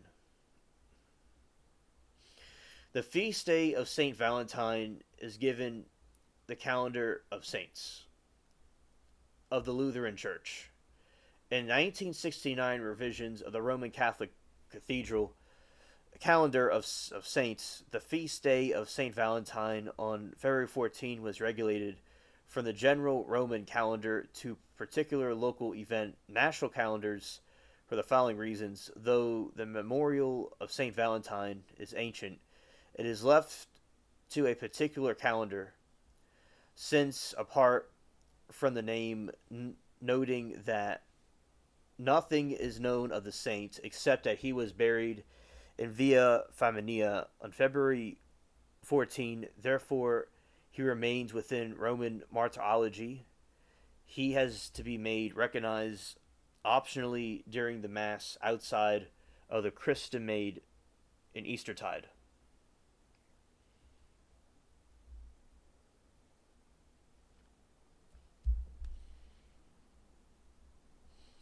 The feast day is celebrated in Bautzen, Malta, where relics of the saint are claimed to be found, and also throughout the world by traditionalist Catholics who follow the older pre-Second Vatican Council calendar. See General Roman Calendar 1960.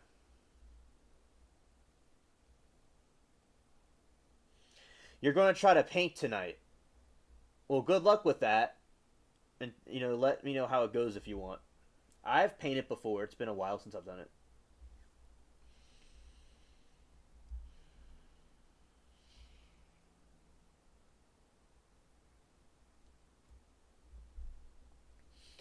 In the Eastern Orthodox Church, Saint Valentine is recognized on this July 6th, in which Saint Valentine, the Roman presbyter, is honored. In addition, Eastern Orthodox Church observed the feast of Hero Martyr, the Valentine Bishop of Inter-Armenia, July 30.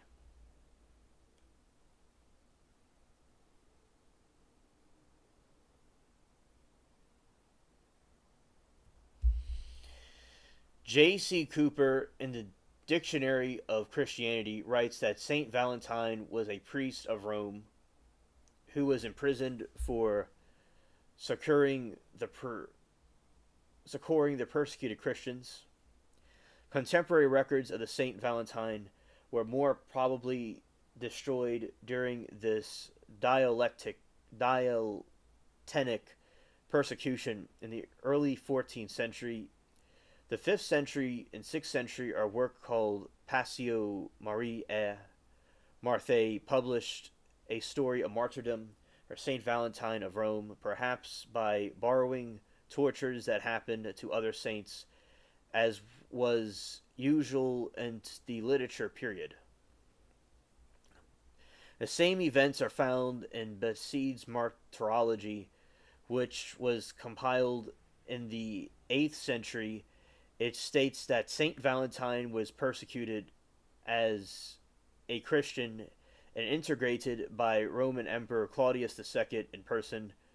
Claudius was imprisoned by Valentine, and he had a discussion with him, attempting to get him to convert to Roman paganism. In order to save his life, Valentine refused and tried to convert Claudius to Christianity instead. Because of this, he was executed. Before his execution, he is reported to have performed a miracle by healing Julia, the blind daughter of his jailer Asturius. The jailer's daughter and his 46 member household family members and servants came to believe in Jesus and was baptized.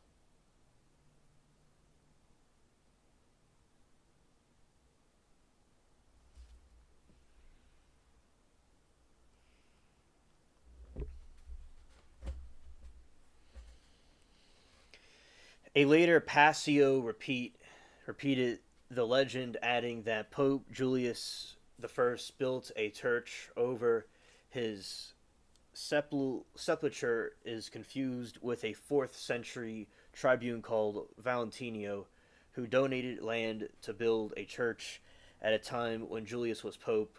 The legend was picked up as fact by later martyrologies, starting with Bedi's Martyrology in the 8th century. It was repeated in the 13th century in the Golden Legend.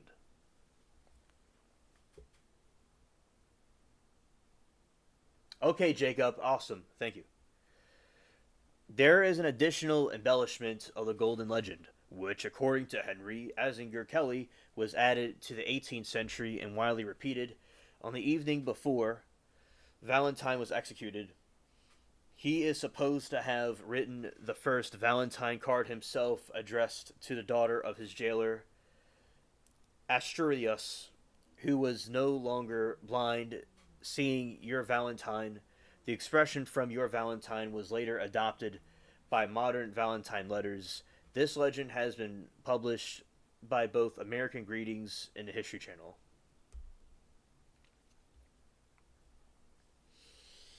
John Fox, a 16th century English historian and order of Carmelites, state that Saint Valentine was buried in the church of Saint Praxedes.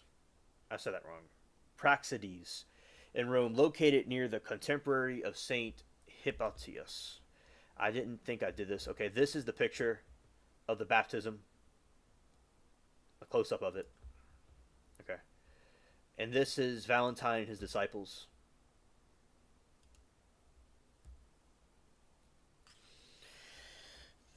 There, in addition, embellishment. In order of these sayings, according to legend, Julia herself planted a pink blossomed almond tree near his grave. Today, almond tree remains a symbol of abiding love and friendship. Shout out to you, Austin. Very cool people.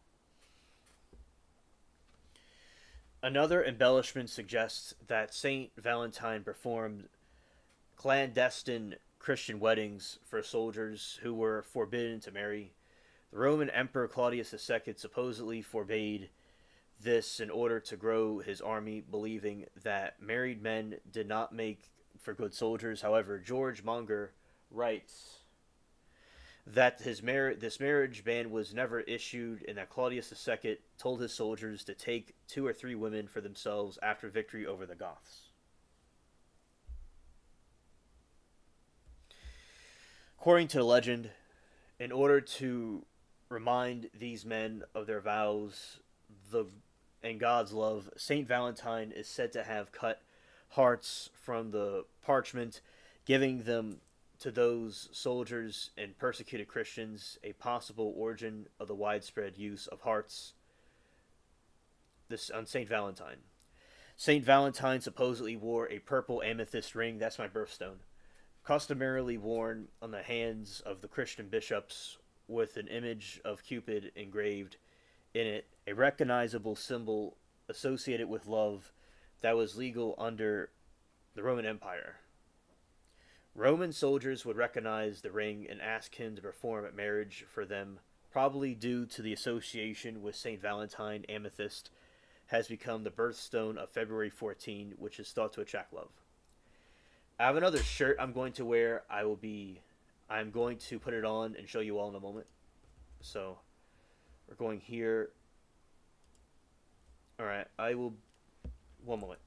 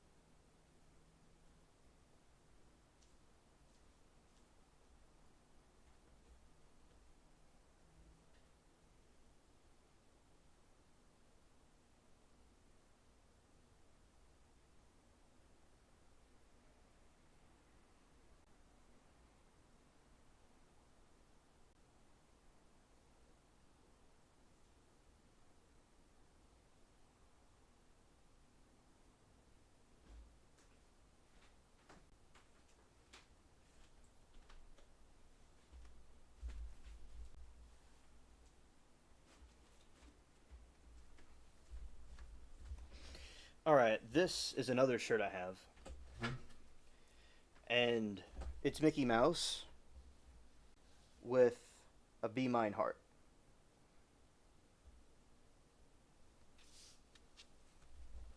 Alright. Okay.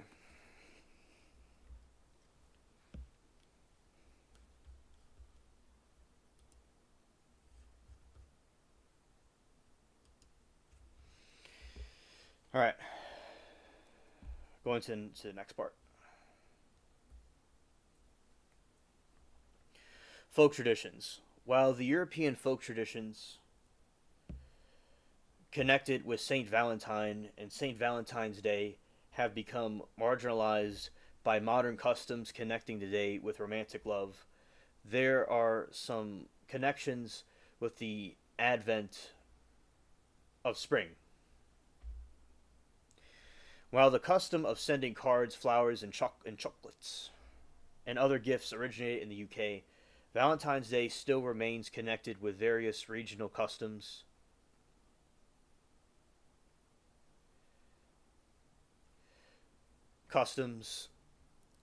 in England and Norfolk. A character called Jack Valentine knocks on the rear door of a house, leaving sweets and presents for children. Although it was leaving treats, many children were scared of the mystical person. Oh, Mickey, you're so fine. You're so fine, you blow my mind. Pooh Bear is the man. Ew, I have 2 Pooh Bears.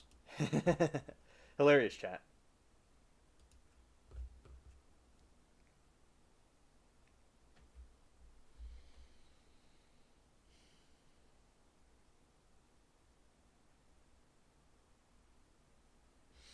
In Slovenia, Saint Valentine, or Zdravko,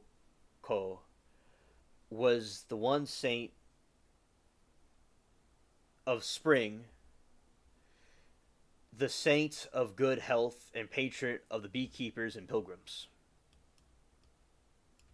Alien, have you ever handmade or just bought gifts for Valentine's Day? I have done both. I have handmade gifts and I have bought things too. I've done both. Yeah, Pooh Bear is Xi Ping. Yeah, I know what you mean. I know what you're talking about. A proverb says that Saint Valentine brings keys of roots, plants, and flowers start to grow in this day. It has been celebrated as a day when the first work of the vineyard in the fields of common, commence, commences. Also said the birds propose to each other and marry that day. Yeah, right on, Austin. Right on.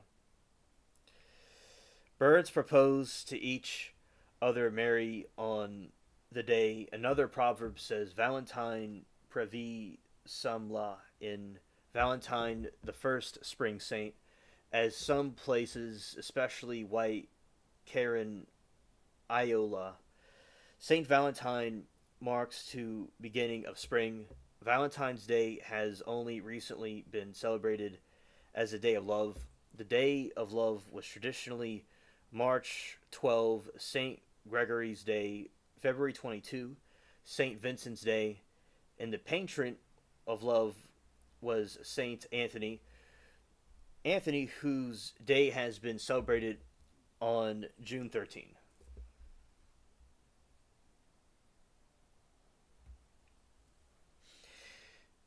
I appreciate the comments, the compliments, Austin. Thank you. Shannon says, I've heard that G banned images of poo because of the memes. I think that's true. We'll look at that. We'll take a little aside detour and we'll look at that right now.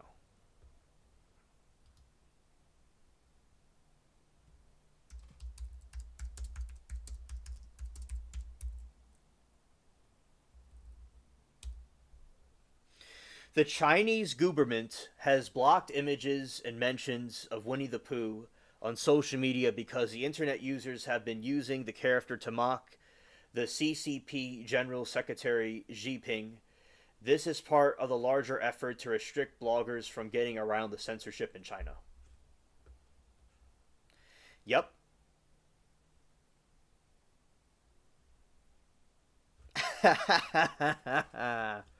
Look at that.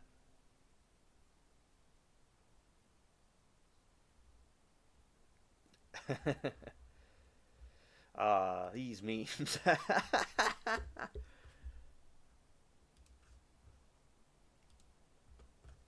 You gotta be so sensitive. You gotta go ban stuff like that.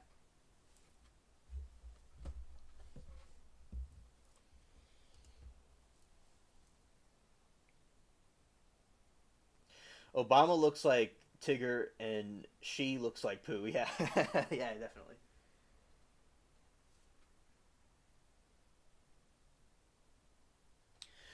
Possible ancient origins.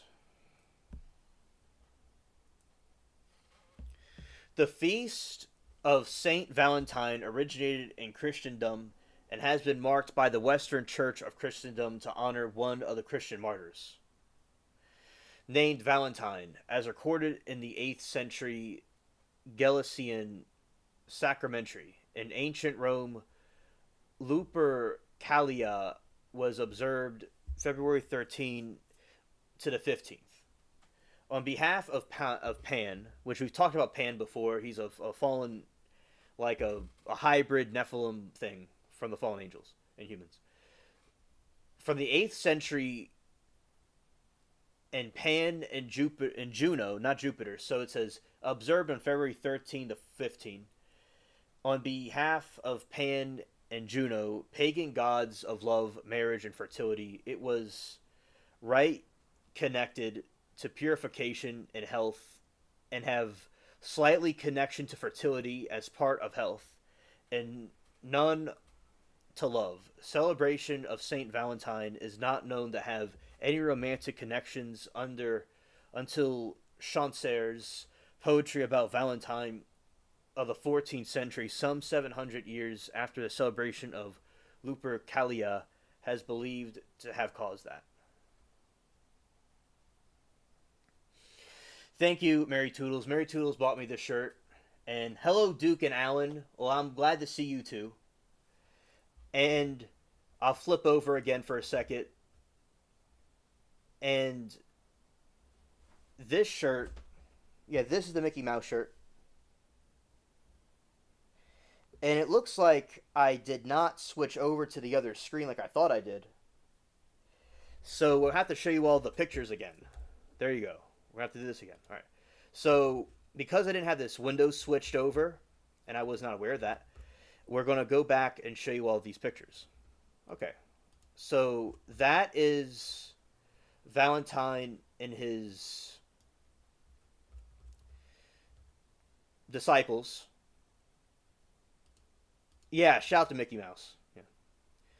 This is the baptism being done right here.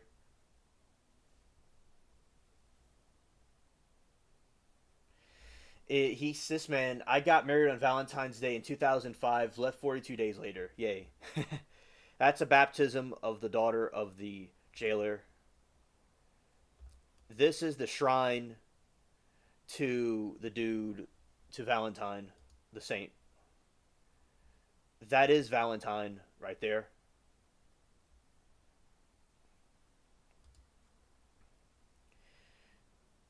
And here you go, you have some Valentine pictures. All right. And we'll switch back because I think y'all like the other view better.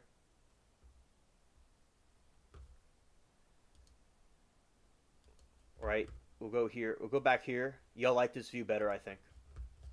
So. Am I Catholic? Yes, so I basically, yes, I was raised Catholic.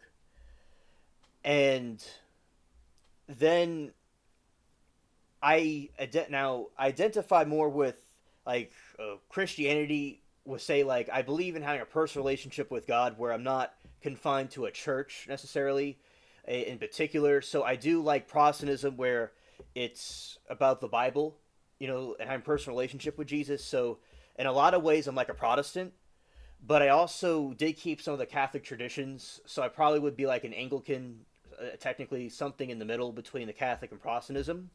But yes, I was raised Catholic, and I basically adapted Protestant practices later also, and I am, as time went on. So I'm a Bible-based Christian, and I like how Protestantism focuses on the Bible a lot, and I've learned a lot from that. And also, I think the traditions also are nice too. So I'm kind of like both of them. But I was raised Catholic, and both sides of my family were Catholic. They had some Protestant ancestors too, but they converted to the Catholic faith. So I was certainly raised in it, and I have crucifixes and things like that.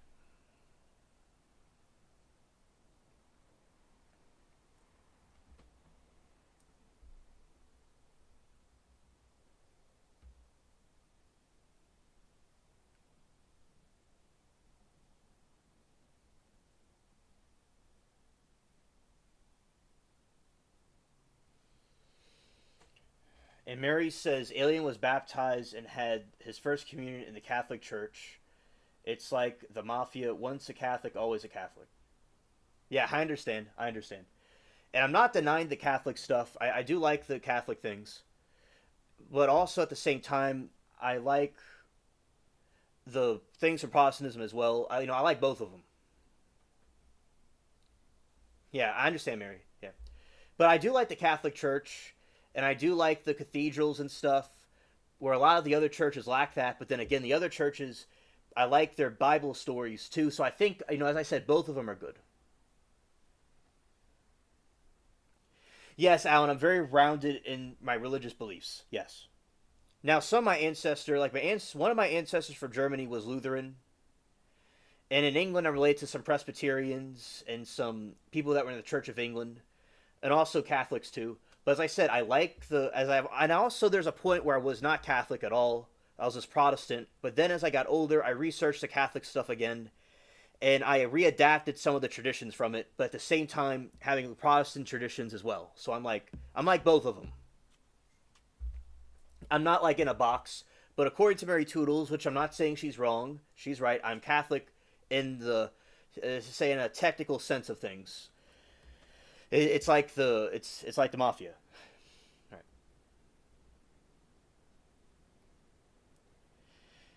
Yes, that is true, Stranded. Yes.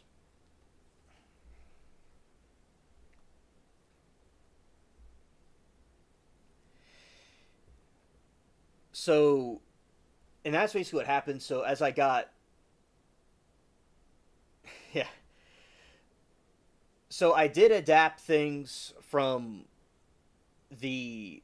So my traditions are very Protestant and Catholic. I have both traditions. All right. So the ancient Roman Lupercalia was observed on 13 and 15 on behalf of Pan and Juno, pagan gods of love, marriage, and fertility. It was a rite connected to purify and health and had only slight connection to fertility as part of the health. And none of the celebration of Saint Valentine is not known to have had any romantic connotations until Chaucer's poetry about Valentine's Day in the 14th century, some 700 years after the celebration of Lupercalia is believed to have started.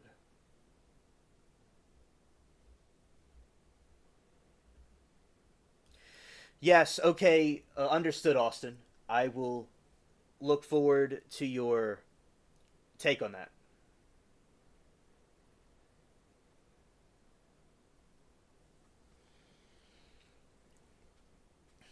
Alan says, I rejected Christianity early on in my religious journey and became pagan and Wiccan. As I do recall that, telling us about that, yes. And people should believe whatever they want to believe. They don't have to necessarily they could do whatever they feel is best for themselves.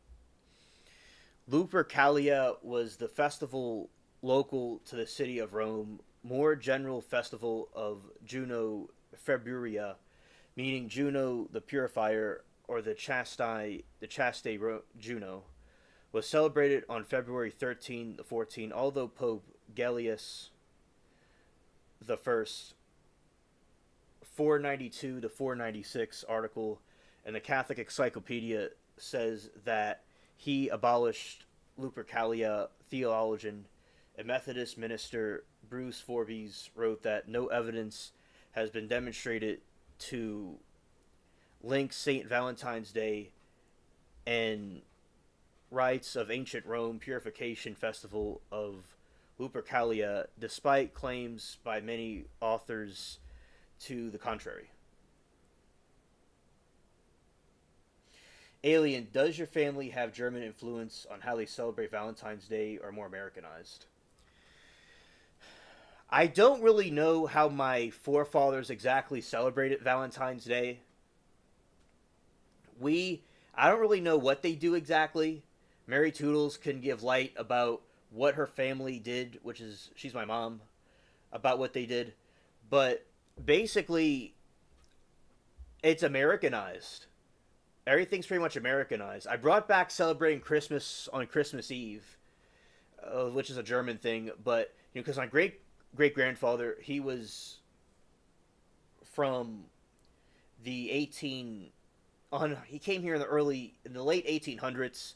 He didn't really speak that much English, but he was down here. And then my grandpa's mother was had some German from Missouri, and my grandma has it a little bit too. My dad's side is British and Italian and French Canadian and Irish. It's kind of mixed up over there, and they, I'd say, celebrate it however it's celebrated over there, or they're more Americanized. But yeah, that's basically, to answer your question about the Germans, yeah, I don't really know. I think it's Americanized how they celebrate it, but Mary Toodles can, if they did anything special for Valentine's Day, she could tell the chat. I'm a single girl. Good guy gets me essential oil and exotic chocolate. Chocolate. Happy me. Awesome. I'm prepared to stay up all night talking about religion. LOL. Awesome. Awesome.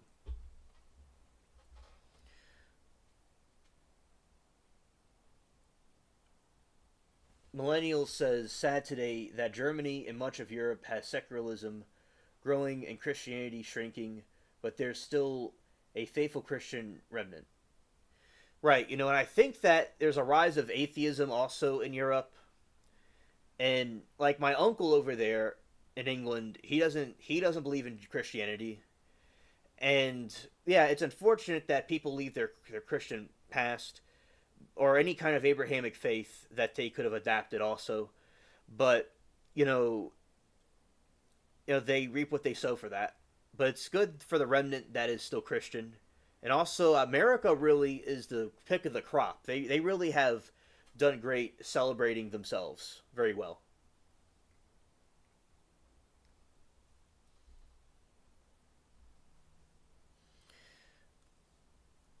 Lupercalia was a festival local to the city of Rome, the more general festival of Juno Februaria, meaning Juno the Purifier, on the Chast of Juno, was celebrated on February 13 to 14, although Pope Gallius I, 492 to 496, article, the Catholic Encyclopedia says that he abolished Lupercalia. Theologian, Methodist minister Bruce Forbes wrote that no evidence has demonstrated to link St. Valentine's Day to the rites of ancient Rome purification festival of Lupercalia, despite claims by many authors to the contrary.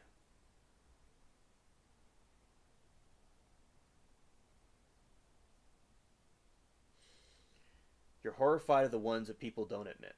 All right, understood.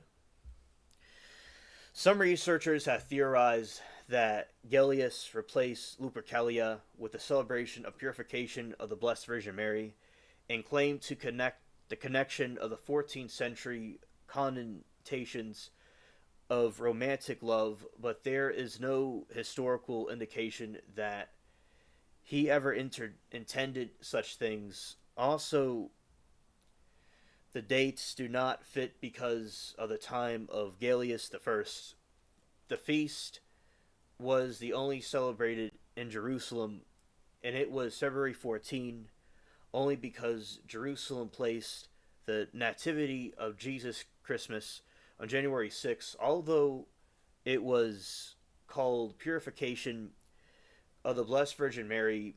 It also dealt with the presentation of Jesus at the temple. Jerusalem purification of the Blessed Virgin Mary on February 14 became the predestination of Jesus of the temple on February 2, as well as introduced to Rome and other places in the 6th century of Gellius the first time.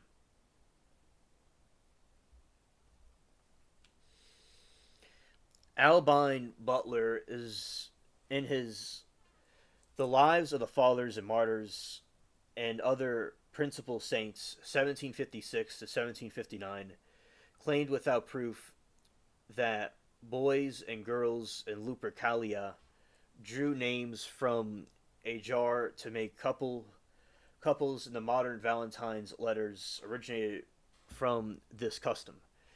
Reality is practice originated in the Middle Ages with no link to Lupercalia, with boys drawing the names of girls at random to couple with them.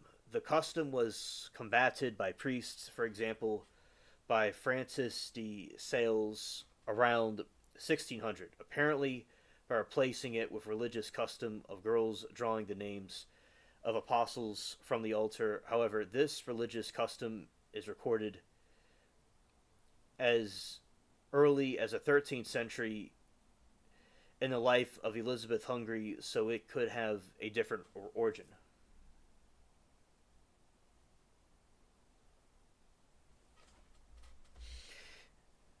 BC wasn't the beginning, according to Vash. Allen says one of the most powerful prayers is the Rosary. The Rosary. The Rosary shows the life of Christ through the eyes of his mother Mary. Thank you, Allen, for that. Amen. And that's a thing about a lot of those traditions. When I restudied the Catholic stuff, it was not contradicting Christianity, but it was just showing another way of expressing the stories of the Bible and things like that. So yes, that is true, absolutely. And I think the Rosary is a very nice set of beads. It's very cool.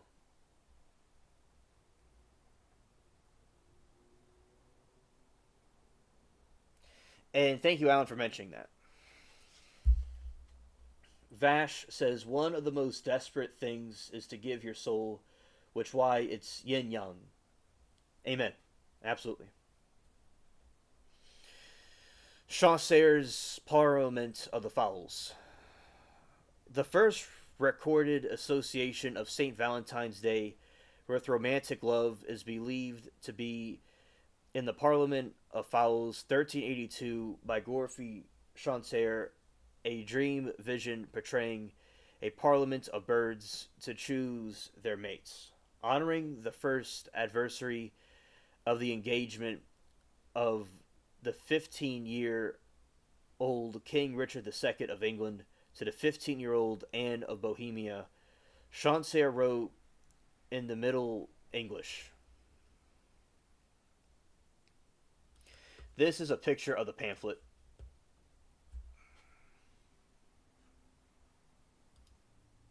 That's a picture of the pamphlet right there. It's very cool.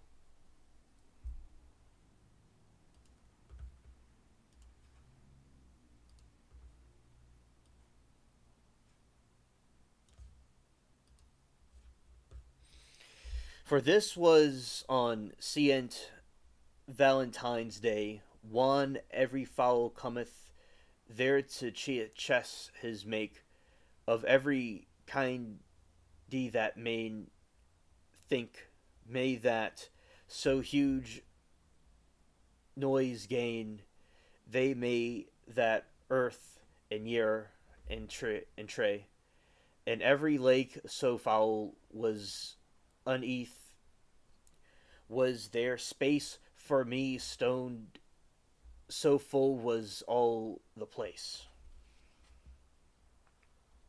In modern English, for this was on St. Valentine's Day, when every fowl comes there to choose his match, of every kind that men may think, and that so huge a noise they began to make, that earth and air, tree, and every lake was so full that not easily was there space. For me to stand so full was all the place.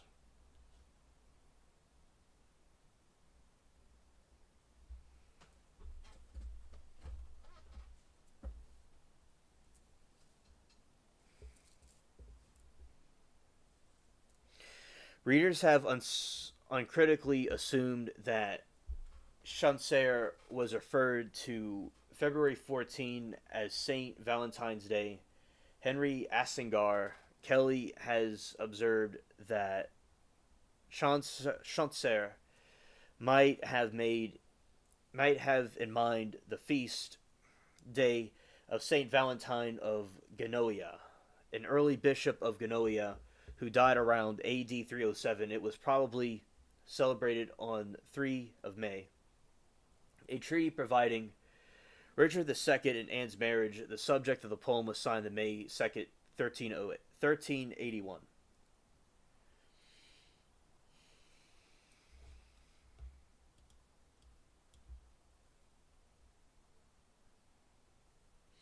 One of the reasons I had to leave Christianity for a while is because Christianity forgot the divine feminine. Christianity forgot the goddess.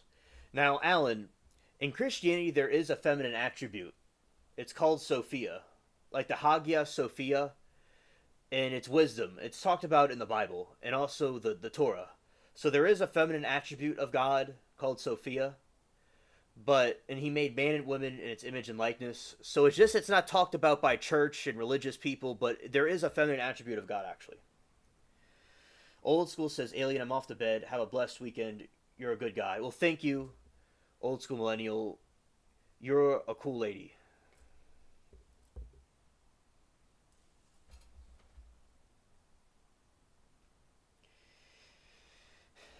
And Vash says, passed by Senate and ratified 2 years later, on July 9, 1868, the 14th Amendment granted citizenship to all persons born naturalized in the United States, including formerly enslaved. Awesome. People and provided all citizens with equal protection under the law. Thank you. It was already put in place a long time ago. Nothing else needed to be done. I'm not talking about desegregation, but like people have their rights and stuff, and right, the Constitution, and more were added. But so, I know in this modern age, I think people might not completely get what's going on. But yeah, so yeah, shout out to you, millennial. Take care. Good night. Jack B.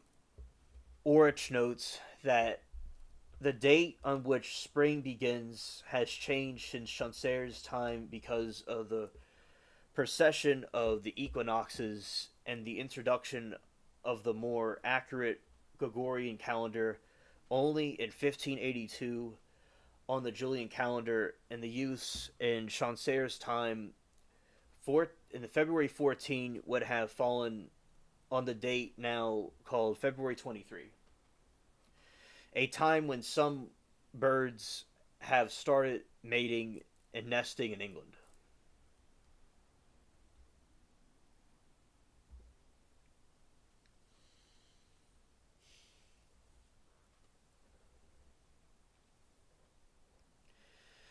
Chancer's Parliament of Fowls refers to a supposedly established tradition, but there is no record of such tradition before Chancer. The speculative derivation sentimental customs from the distant past began with the 18th century antiquaries, notably Albanian Butler, authors of the Butler's Lives of Saints, and have perpetuated even respectable modern scholars, most notably the idea of the Valentine's Day custom perpetuated those of the Roman Lupercalia has been accepted uncritically, rep- to re- repeated in various forms up to the presentation. Three other authors who made poems about birds mating on St. Valentine's Day around the same years: Auton de Granson from the Savoy, John Gower from England, and a knight called Padro from Venetia. Chancer most probably pretended all of them, but due to the difficulty of dating medieval works, it is not possible to assertion which in the four may have influenced the others.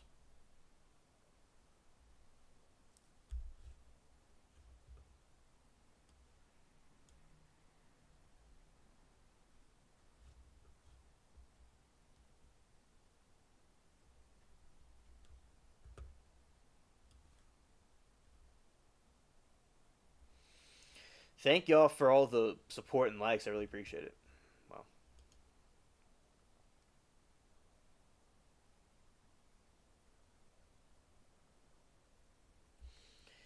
All right, Vash. Thank you for the compliment. And also, the doves were from the Bible, though, unless I'll remember now, it was RVE. Yeah, whatever you want to say, Vash, about it, you could, give some more context about it. It's all good.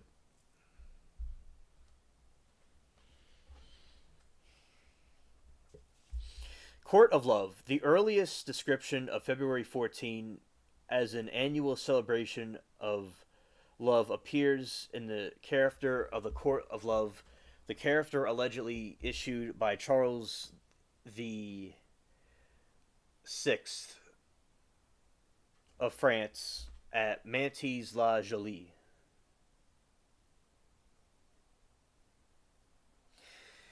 I remember the ravens from Odin, from Norse mythology. The ravens were used in that.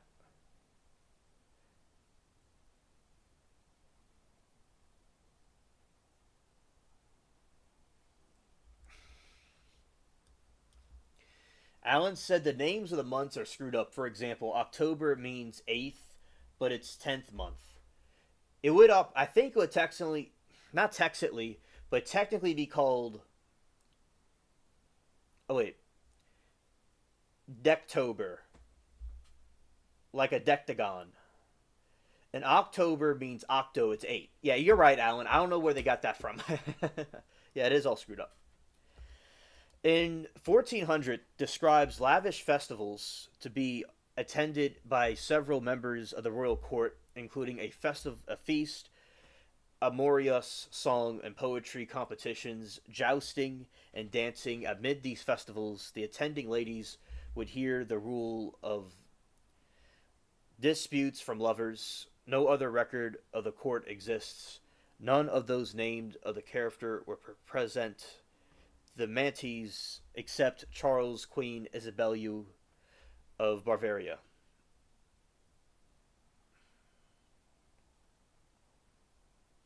He says it's not messed up. They're after planets. Norse gods, duh, y'all wiped out. Doi, scared.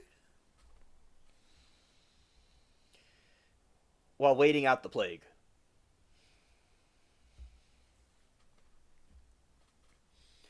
Valentine poetry. The earliest surviving Valentine is the 15th century rodeo written by Charles, Duke of Orleans, to his wife, or I think the pronunciation is Orleans. Charles, Duke of Orleans, to his wife, which commerces. Je suis déjà d'amor tenez. Matre dolce telenane. Valentine. Yes, I think that it was. We'll look it up what it was named after.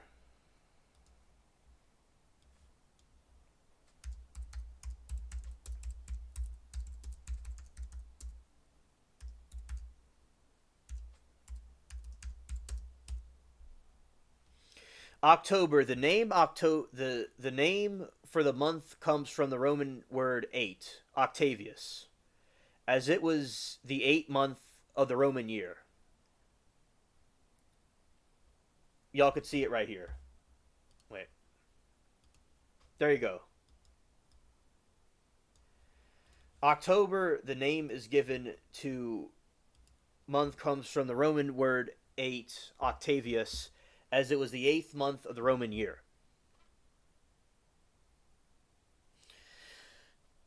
November. The name for this month comes from the Roman word ninth, nouns. It was the 9th month of the Roman year.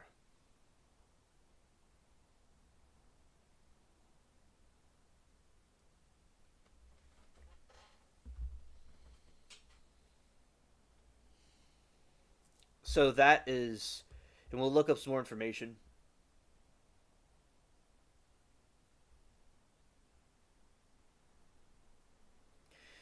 Okay, because it was the 8th month of the Roman year. Maybe in our calendar, when we made our calendar, it was their 8th month is our 10th month. Maybe that's what it was. But I'll look up to see what was really going on here.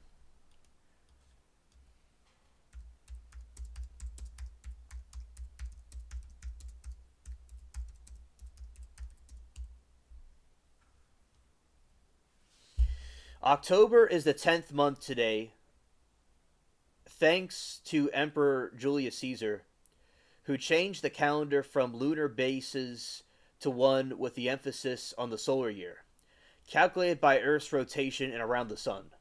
This change resulted in the addition of the months January and February, and October became the 10th month.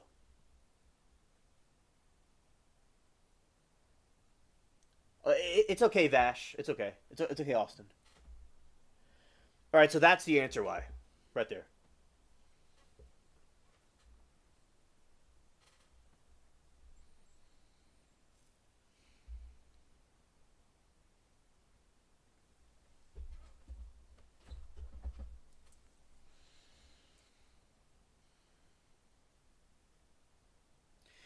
He says, "Oh, I get it. He changed the calendar from lunar to solar."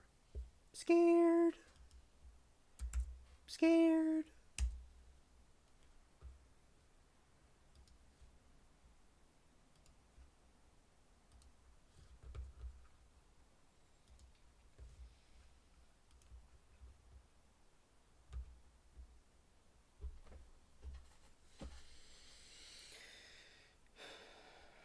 The earliest surviving Valentine is a 15th century rondo written by Charles, Duke of Orleans, and we talked about that.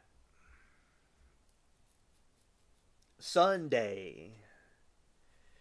At the time, the Duke was being held at the Tower of London following his capture of the Battle of Agincourt in 1415. The earliest surviving Valentines in English appeared to those in the passed on letters written in 1477 by Margaret Burroughs to her future husband, John Paxton, my right well beloved Valentine.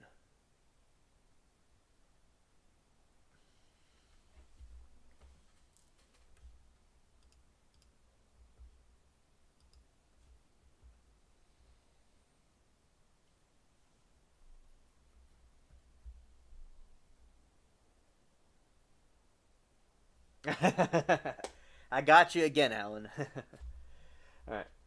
The calendar we use today is called the Julian calendar because of Julius Caesar. Exactly, Stranded. Thank you.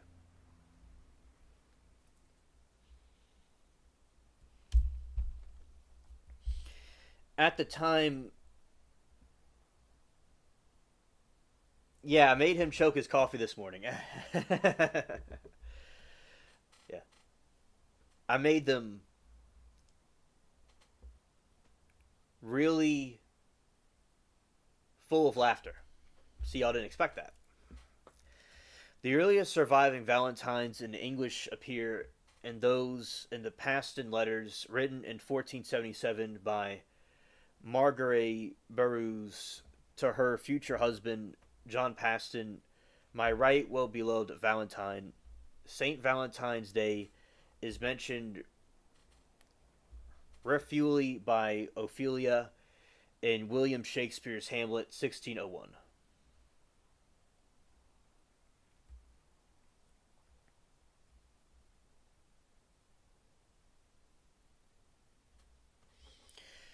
Tomorrow is St. Valentine's Day, all the morning bedtime, and I made of your window. To be your Valentine, then up he rose, donned his clothes, duped the chamber door, let in maid that out a maid never departed more. William Shakespeare. Hamlet Act 4, Scene 5. Alright, this is John Donne. That's John Donne, the poet.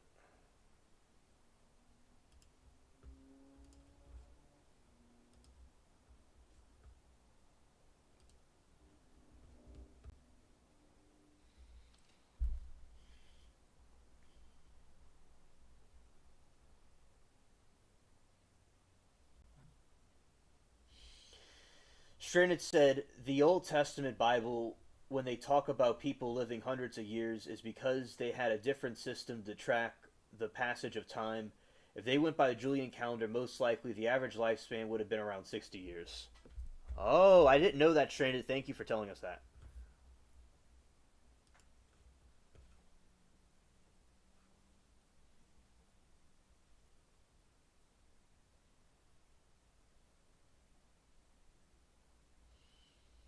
Now, Julian says it's far fetched. Not Julian. Well, I'm calling him Julian. That'd be a cool name for him. But Austin, that was a Austin Vash. That was a good point. You could say you could elaborate if you want. He said it's far fetched.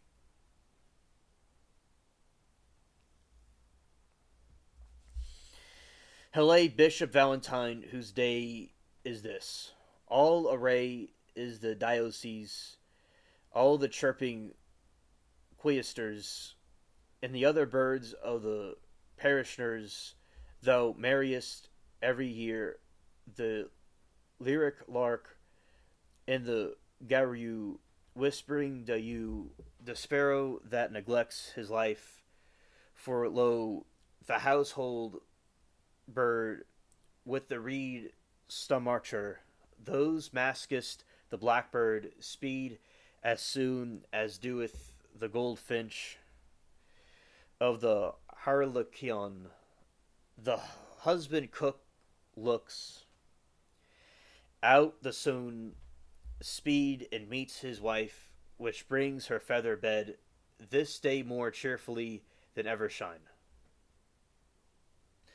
Oh yeah, I remember that thing you sent me. I know what you're talking about. Alan says, I suspect people lived longer back in the day. Also, there were giants back then. That is true, Alan. I do think that people lived longer back then. They didn't have. It was and the reason why they say humans lived longer back then, according to Christianity and the Abrahamic religions. The sin didn't set in completely just yet. It didn't completely take effect, so people were able to live longer. But as sin persisted over the centuries, people lived less and less and less, and more diseases happened and stuff. So the effects of the Garden of Eden thing didn't fully happen until later, according to this Abrahamic perspective. Well, that's the modern interpretation of it.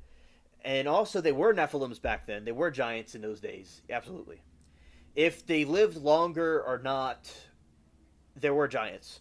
But Stranded possibly. And Stranded said that she does not believe that people lived 300 years. They may not have Stranded. You may be right. It may be because of the different calendars. You know, that may be the case. You might be right about that. I never heard of that explanation, but it may be true. But I'm just giving, if it was true, why that was a thing. And Alan says, I suspect people lived longer and were bigger because the oxygen levels were different. That's also a factor to take into consideration as well. Let's see.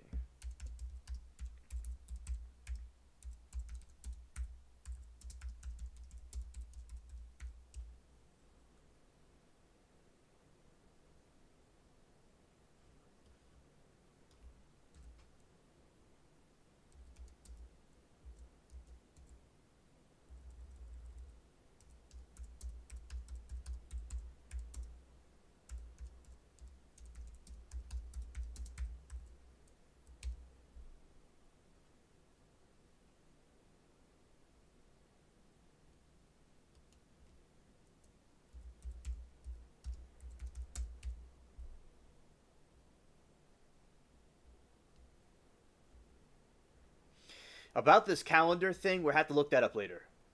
All right.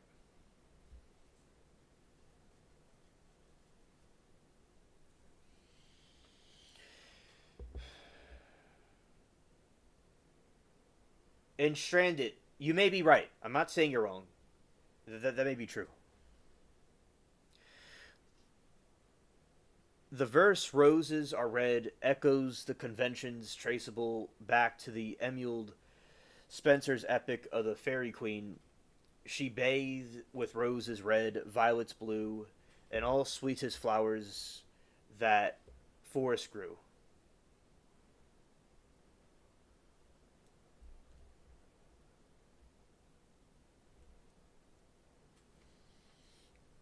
And Stranded, when I heard they lived 900 and 300 years, I thought that sounded pretty wild too.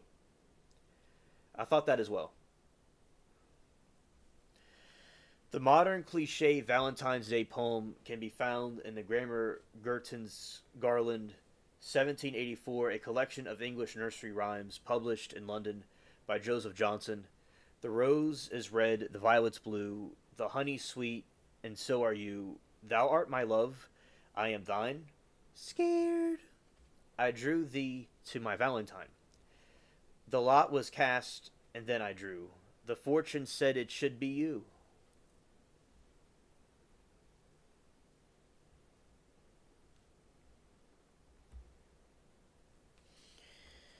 In 1797, a British publisher issued The Young Man's Valentine Writer, which contained the scores of suggested sentimental verses for the young lover unable to compose his own printers had already begun producing a limit number of cards with verses and sketches called mechanical valentines. Paper valentines became so popular in England in the early 19th century that they were assembled in factories. Fancy valentines were made with real lace and ribbons, with paper lace introduced the mid 19th century. In 1835, 60,000 Valentine cards were sent by post to the United Kingdom, despite postage being expensive.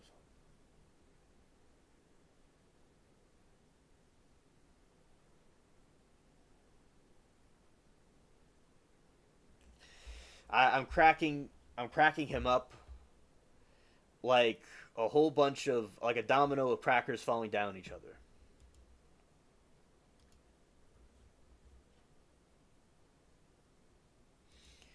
That's the wrong one.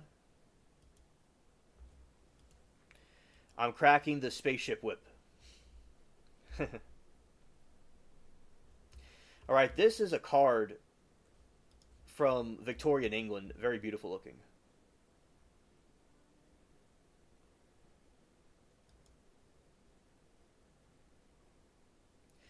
Very beautiful card. Very nice.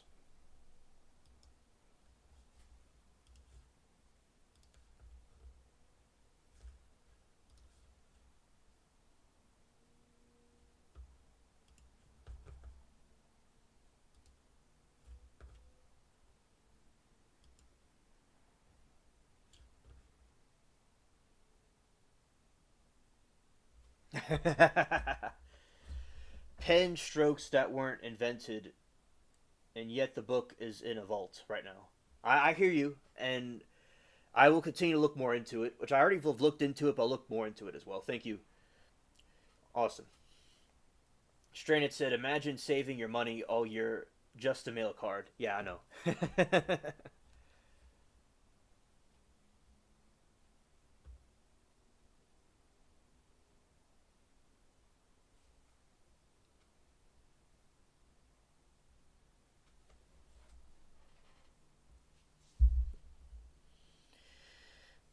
a, re- a reduction in postal rates following Sir Rowland Hill's postal reforms with the 1840 invention of the postage stamp pennyback saw the number of Valentines posted increase with 400,000 sent just 1 year after the introduction ushered in the less personal but easier practice of mailing Valentine. That made it possible for the first time to exchange cards anonymously, which is taken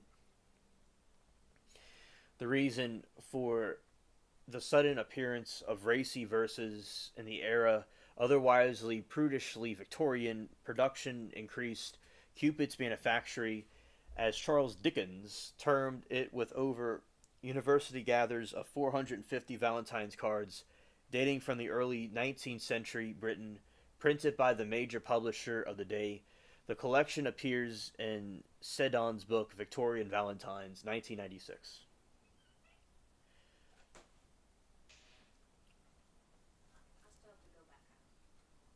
Alan said, I used to write letters and mail them to people. That was years ago. I'm that old. I have done that type of thing, Austin says. Yeah, I still do that. Yeah. Stranded says, everything was more beautiful in ornament in the Victorian era. Absolutely. Absolutely. They're talking about the Valentine's cards from the Victorian era.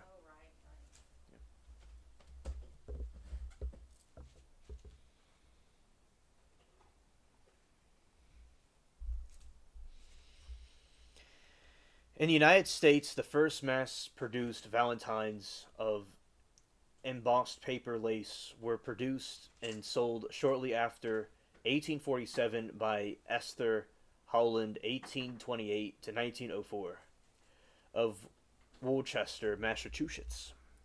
Her father operated a large book stationery store but Holland took her inspiration from the English Valentine she had received from a business associate of her father. Intrigued with the idea of making similar Valentines, Holland began her business by importing paper lace and floral decorations from England. Written in Graham's American Monthly, observed in 1849, St. Valentine's Day is becoming, nay, it has become a national holiday. English practice in sending Valentine's cards was established enough for future a feature as a plot device in Elizabeth Gaskell's Mr. Harrison's Confessions, 1851. I burst in with explanations. The Valentine I know nothing about. It is in your handwriting, said he coldly. Since 2001, the Greeting Card Association has become grieving an annual Esther Holland Award for a greeting card visionary.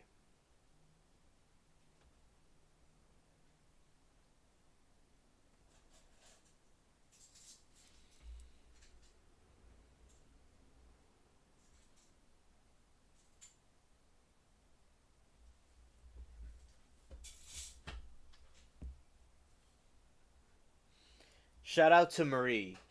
Marie, happy Valentine's Day to you. And also, I'm glad you could join us. Marie says, happy Valentine's Day, everyone. Guess what? It finally snowed, but the amount of snow is pathetic compared to what you had, Hans. Thank you. I'm glad that you appreciate the snow that I had. And yeah, it yeah, and Mary Tools was triggered by the snow, and Marie, she just got like Timu snow. Yeah.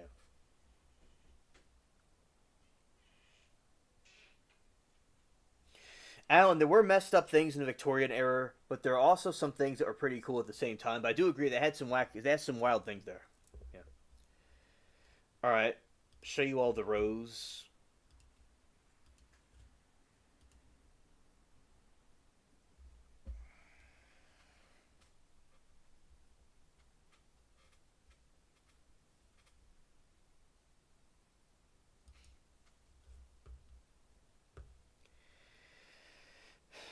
And also some chocolates.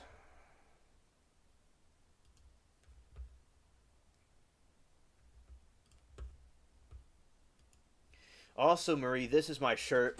It's a Mickey Mouse shirt.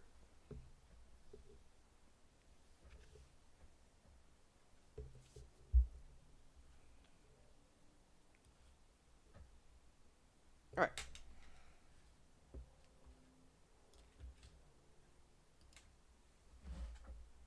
Timu snow. Yeah. Since the 19th century,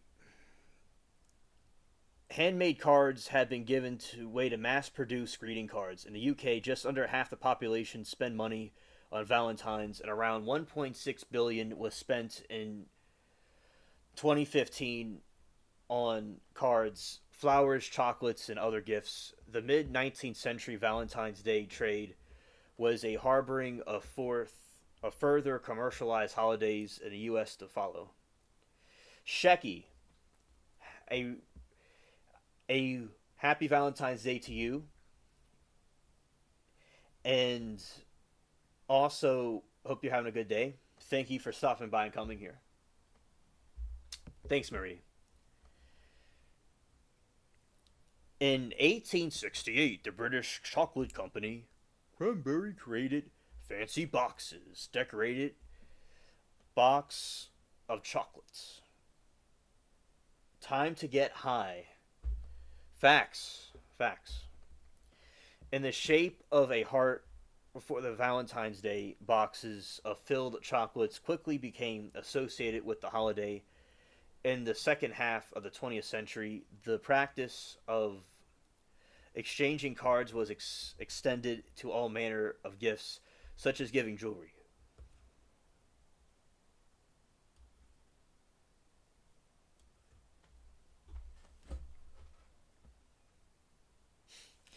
Alan said, "Sir, you have to stop being so freaking cute. We know you're smart, but you always have to keep on being cute." Thank you, Alan, for the compliment.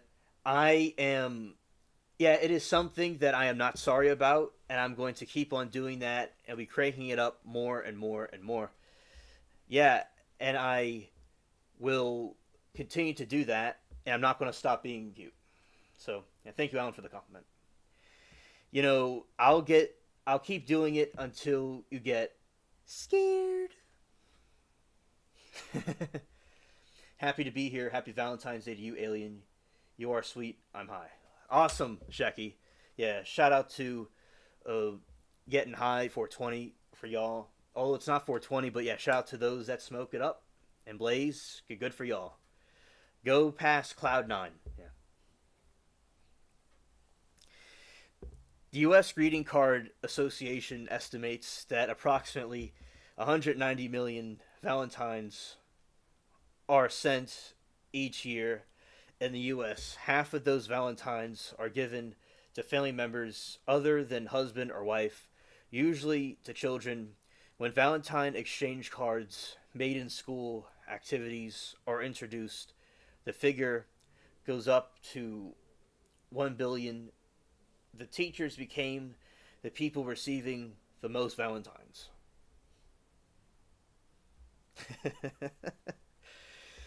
The increase in use of the internet around the turn of the millennium is creating new traditions. Every year, millions of people are use digital means of creating and sending Valentine's Day greetings, messages such as e-cards, love coupons, and principal greeting cards. The Valentine's Day is considered by some of the hallmark holiday due to its commercialization. In 2016, the Catholic Bishop of England and Wales established a novena prayer to support single people seeking a spouse ahead of St. Valentine's Day. Shecky says, "I'm allergic to flowers, so I gave my girls chocolates and cookies." Ah, okay, understood. I was reading yesterday on here that some of the countries banned, like Saudi Arabia is okay with Valentine's Day now, but they thought that it promoted uh, promiscuity in their religion, so they banned it for a little while, but then they brought it back, and they even banned the color red and roses. So yeah, that was something interesting. But yeah, I understood about the flowers. That's good. You're able to get them something, something else. Good to see that they're Good to see that no one seems to be arguing in this chat today. Love is in the air. Yeah, love is a great thing. Yes. And also, Shecky hates flowers. Scared.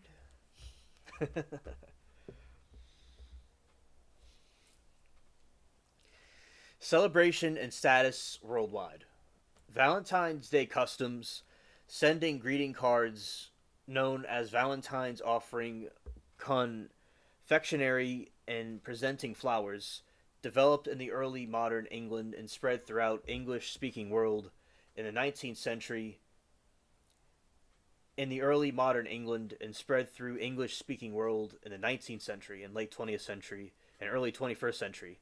These customs spread to the other countries, like those of Halloween and aspects of Christmas, such as Santa Claus. Valentine's Day is celebrated in many East Asian countries like Singaporeans, China, South Korea spend money on Valentine's gifts. This picture is Canadian Women's Army Corps member in a man in Canadian Air Force chalk hearts on a tree in Valentine's Day, 1944. All right, so this is that from 1944 on Valentine's Day. They were drawing hearts on a tree.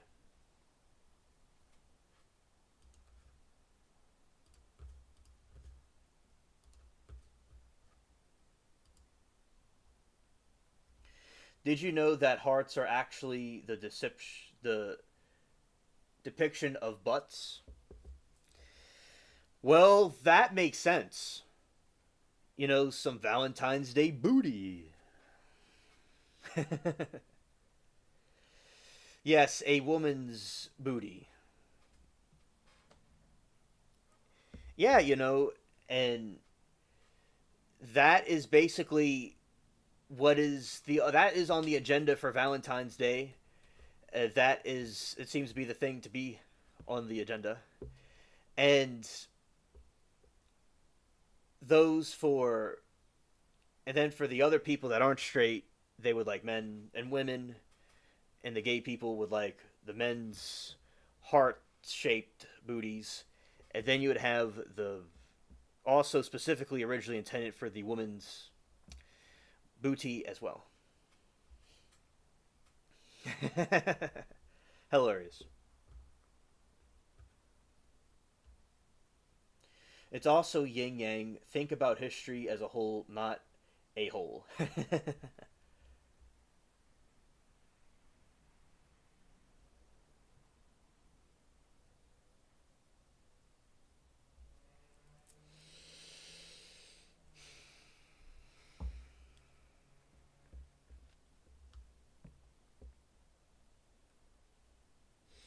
In Afghanistan, in pre Taliban years, Coach Agol Faroshi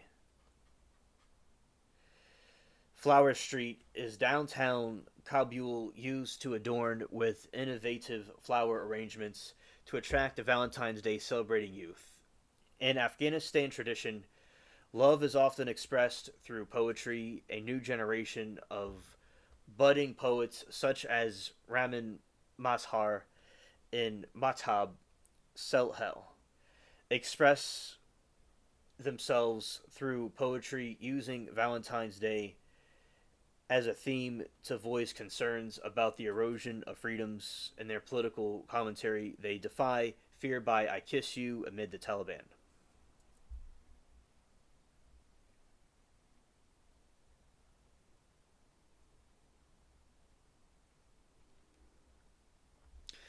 In most Latin American countries, the Costa Rica, Mexico, and the U.S. territory of Puerto Rico, St. Valentine's Day is known as Dia de los Enamorados, Lovers' Day, and Love and Friendship Day. Also common to see people perform acts of appreciation for their friends. That is true. Love is another way to say Vash. Shout out to Vash. Yes. In Guatemala, it is known as Dia del Cariño, Affection Day. Some countries, in particular the Dominican Republic and El Salvador, have a tradition called Amigo Secretio, Secret Friend, which is game similar to Christmas tradition in the Secret Santa.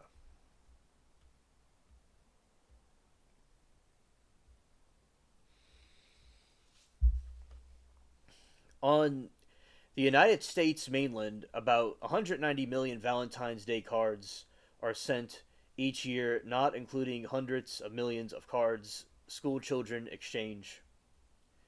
Valentine's Day is a major source of economic activity with a total expenditures topping 18.2 billion in 2014, over 136 per person. This is an increase from 108 per person in 2010. In 2019, a survey National Retail Federation found that over the previous decade, the percentage of people who celebrate Valentine's Day had declined steadily. From their survey results, they found three primary reasons over the commercialization of the holiday: not having a significant other and not being interested in celebrating it.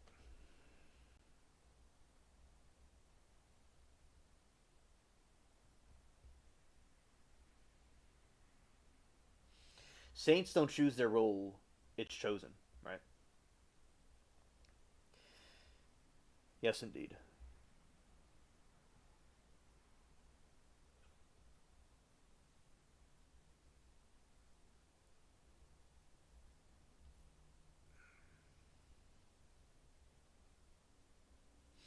In Bangladesh, Valentine's Day was first celebrated in Bangladesh by Safik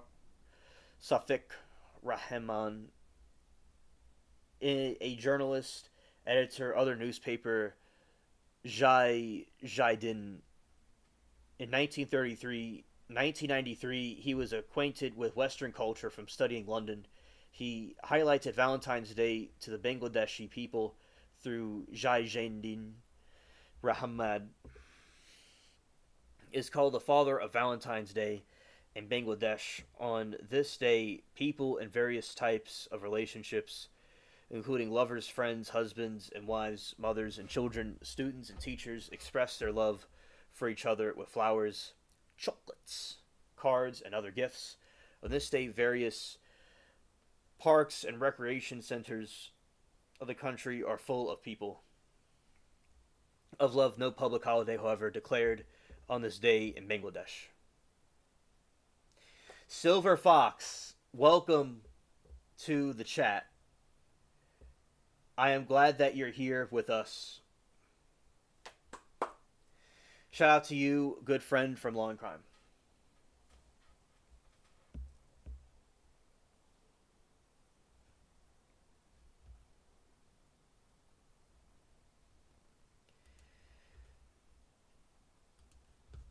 Also, so that is interesting seeing how the different places celebrate Valentine's Day. And basically,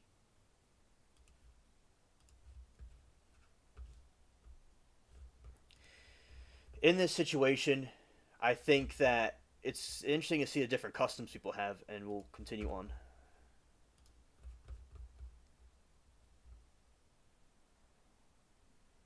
All right, some Bangladesh feel celebrating this day is not acceptable from cultural and Islamic point of view. Before the celebration of Valentine's Day, February 14 was celebrated on the anti-authoritarian day in Bangladesh. However, that day has been discarded by people to celebrate Valentine's Day.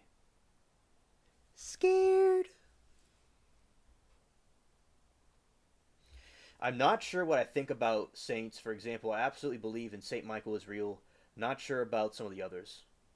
All right, so briefly about saints, how that works. So basically, there's and I at one time I was raised Catholic, and at the time that I was becoming more Protestant, I was like I didn't think about the saints because it was like praying to a person and not praying to God Himself. He's all powerful; He doesn't need people to help Him. But as I got older, I researched it on my own, and other YouTubers explained it to me.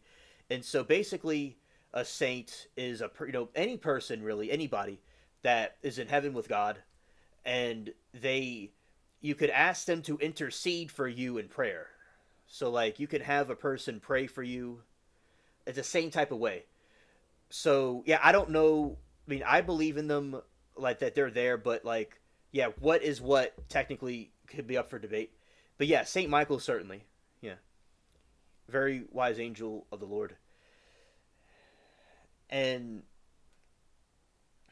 Marie says, want to hear a weird saint story? My parents would have me named Stephine Stephen if I had been a boy. What they didn't know was that my birth is Saint Stephen's Day, Saint Stephen's Day. Oh, that's very interesting. I want to read that again. Once my parents would have named me Stephen if I had been born a boy. Well, they didn't know what that my birthday is on St. Stephen's Day. That is so cool. That is a cool synchronicity. Things like that I just don't think are coincidences. But yeah, so that's how it works. And like people don't have to do the saints thing. That's like more of the Orthodox and in the Catholic and Anglican churches and the other ones. But you could just God yourself or having friends pray for you. But that was what they did, was like having someone else pray for you, because when two of you ask, it'll be done, Jesus said. So it has to do with that, but not praying to something like it's a god or something. There's only one God, according to Christianity and the Abrahamic faiths.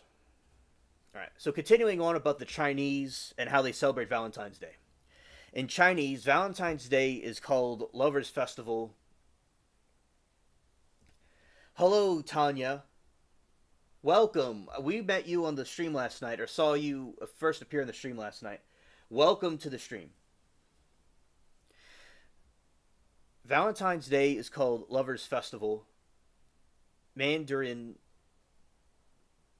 Ing Ren Chenglin Chait Han Jit.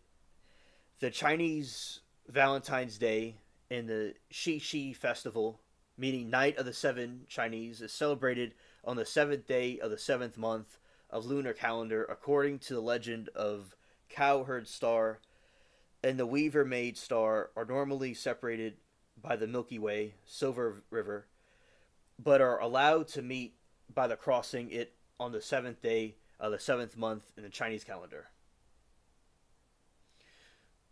Group hug. Alan, you don't have to be Catholic to practice those things. For instance, there's Protestants that practice those things, and you do not have to be part of a Catholic church or any church. You could just be with God yourself, like as Protestant teaches. And like, there's the Lutherans and there's the Anglicans. There's Protestant churches that have that, but you do not need to have a church at all. Just God and you is all you need. So the rosary and those different things work for anybody, you know. Especially Christians. It's a Christian thing. It doesn't contradict any Christian religion. Contrary to what people may have thought. But once you, like, because when I restudied the stuff, it was like, this is not really what I thought. It doesn't contradict the Bible. It doesn't contradict anything. If something's not in the Bible, it's okay. As long as it doesn't contradict it, it's okay. You could add different traditions to it. And the church would be an extension of the Jesus and his disciples, then the church, and would continue on and on. So the Bible is a part of it, but as I said, his church is the people each generation would practice it, so it's not a contradiction. It's just an expansion on it. In recent years, celebrating White Day has also become fashionable among some young people. So White Day is where the men give the women something, the woman something.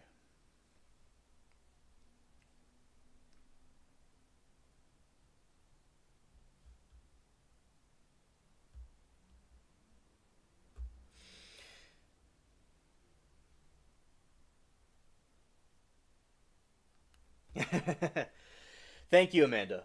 Thank you. I just can't help it, and I'm not sorry about it. And this is how in Iran they celebrate the Valentine's Day.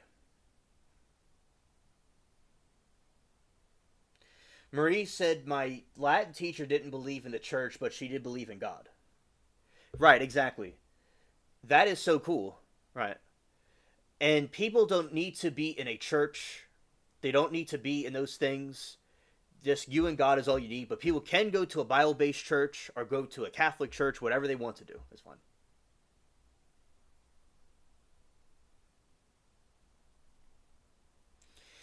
The history of Valentine's Day in Iran dates back to Qajar era of the latter half of the 19th century.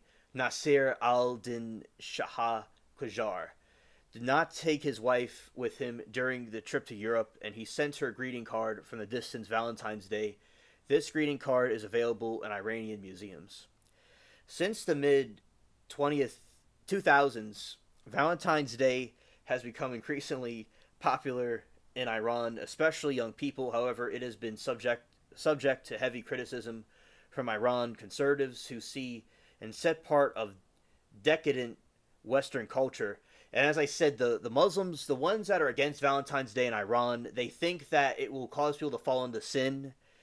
But I think it's okay for people to celebrate it. And the more you don't let people do something, the more they're going to want to do it. So they could have like the people that are legitimate in their religion, married couples, do whatever they want. And maybe they could police people a little bit. But as I said, I understand they're concerned about decadence or sinful activities. But I think it could be a good thing they could apply to their faith. Since 2011, authorities have attempted to discourage celebrations and impose restrictions on the sale of production of Valentine's Day related goods, although the holiday remains popular as of 2018. Additionally, there have been efforts to revive ancient Persian festival of Sapargang, which takes place around the time to replace Valentine's Day. However, in 2016, this has been largely unsuccessful. Oh well, of course he can't. I can't heal the scars just like Vash, and we don't know the chosen, how the chosen are. Vash strives for love and peace. He does, absolutely. And this is a picture of a Valentine's Day setup from Iran.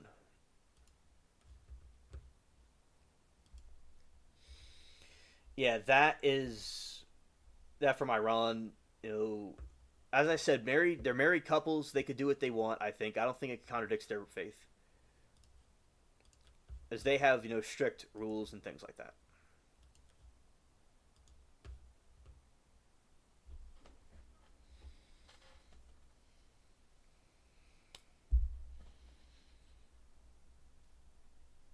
In Israel, the Jewish tradition of Tu B'Av has been revived and transformed into the Jewish equivalent of Valentine's Day. It is celebrated in the 15th day of the month of Av, usually in late August. In ancient times, girls would wear white dresses and dance in the vineyards, where the boys would be wearing the Mishnah Tahanith. End of chapter 4. Today of Tu B'Av is celebrated as a second holiday of love by secular people along with Valentine's Day. It shares many customs associated with St. Valentine's Day in Western societies. In modern Israeli culture, Tabu Av is popular day proclaim love, purpose of marriage, and gift cards and flowers. Amanda says, "I'm just happy to have a piece of chocolate, chocolate, chocolate." I like saying chocolate. Why people have to always have such dirty minds? Saudi Arabia, love and sex don't always have to be the same thing. I understood, Marie. Understood.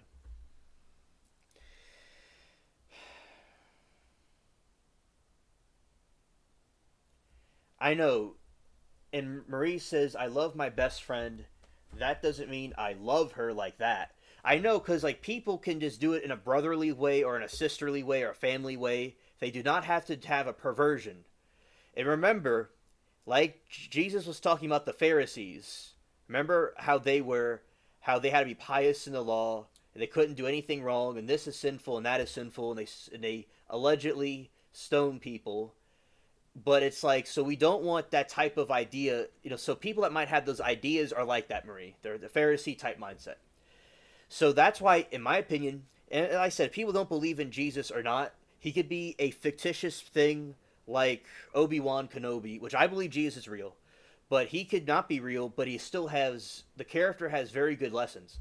So that's why I think following what the Christian, what Jesus said is the best way to go, in my opinion. I'm not saying there's Muslims that practice their faith and they're not like that. I'm talking about the extremists, the really strict extremist ones. I'm not talking about the regular Muslims, because there's Muslims over there that celebrate Valentine's Day that think the same way we do. And I tell Muslims Happy Valentine's Day that are, not extremists, and they are very cool people when they return it back. So I'm not talking about Muslims. Muslims can be very similar to us. I'm talking about the really strict ones. Just to make myself clear, so there's not a misunderstanding. All right. And I completely agree, Marie.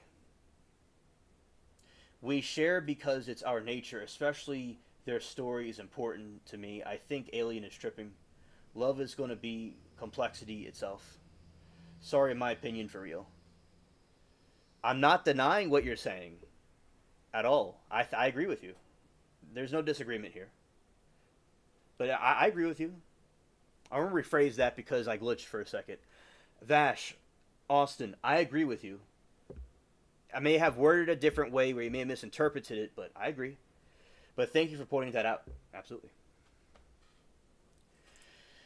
In Japan, Morozov Ltd. Introduced the holiday for the first time in 1936.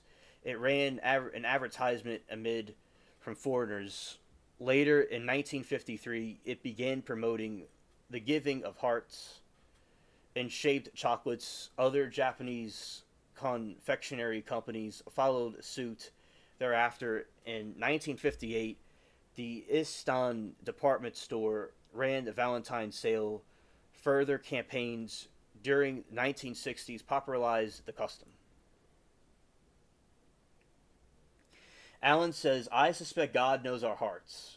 Since she is created us and knows us inside out, we can get caught up in religious, but God is all religions. Amen, Allen. Thank you. He knows the end from the... she, whatever it is, knows the end from the beginning, and knows every hair in your head, and knows every feather on a bird. Absolutely. The custom that only women give chocolates to men may have originated from the translation error of a chocolate company exclusive during the initial campaigns.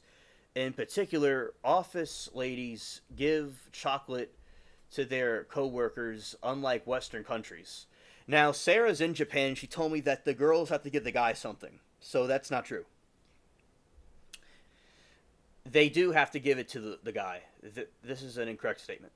Gifts such as greeting cards, candies, flowers, and dinner dates are uncommon, and most of the gifts related activity is about giving the right amounts of chocolate in each person. Japanese chocolate companies make their annual sales during this time of the year. Without the wrath of birth, there is no end to the beginning. Very good.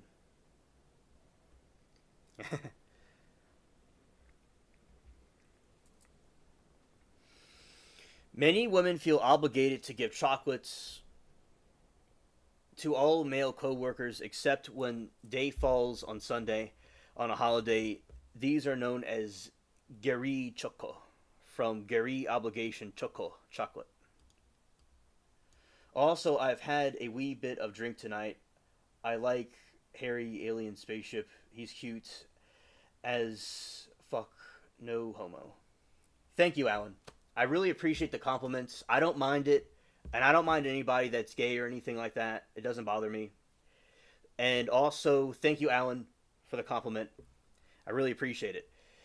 And I think people sometimes overreact with things like that. I remember there is this reaction video I saw where these pranksters were going up to there's a drink called Date or something. I can't remember exactly what it was called. And the dude went up and said, I want to date you. I want to give you a date or something like that. And the people get really angry when a guy asks them out. And it's like, as I said, like, people cannot be gay and not do that stuff. Like, I'm not gay. But people, I think, get really upset over it, overreact over making mountains out of molehills. Yeah. But as I said, I don't mind anything. It's okay here. Thank you, Shecky. Thank you.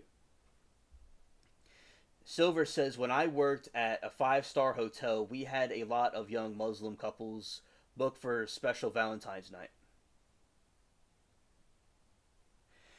And also, well, exactly, Silver.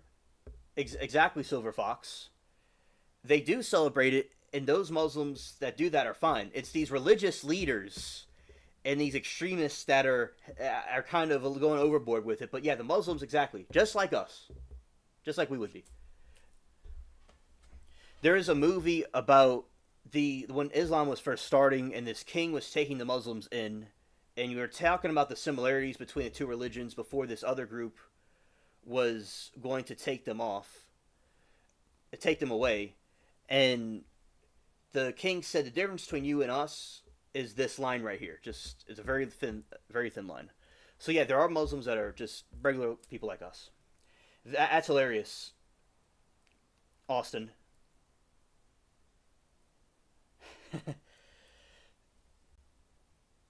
Tanya, hello there, and happy Valentine's Day to you. And I saw you earlier in the chat. I did see your message.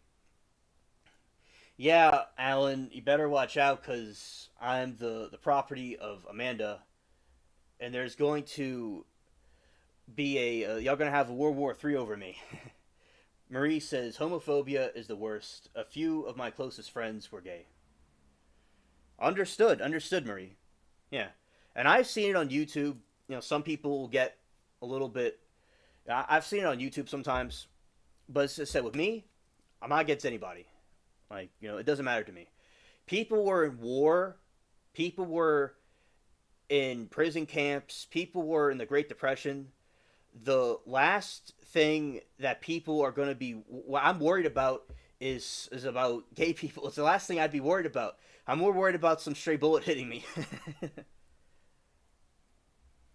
Dang, Alien is an alien, though. Absolutely, absolutely. Yeah.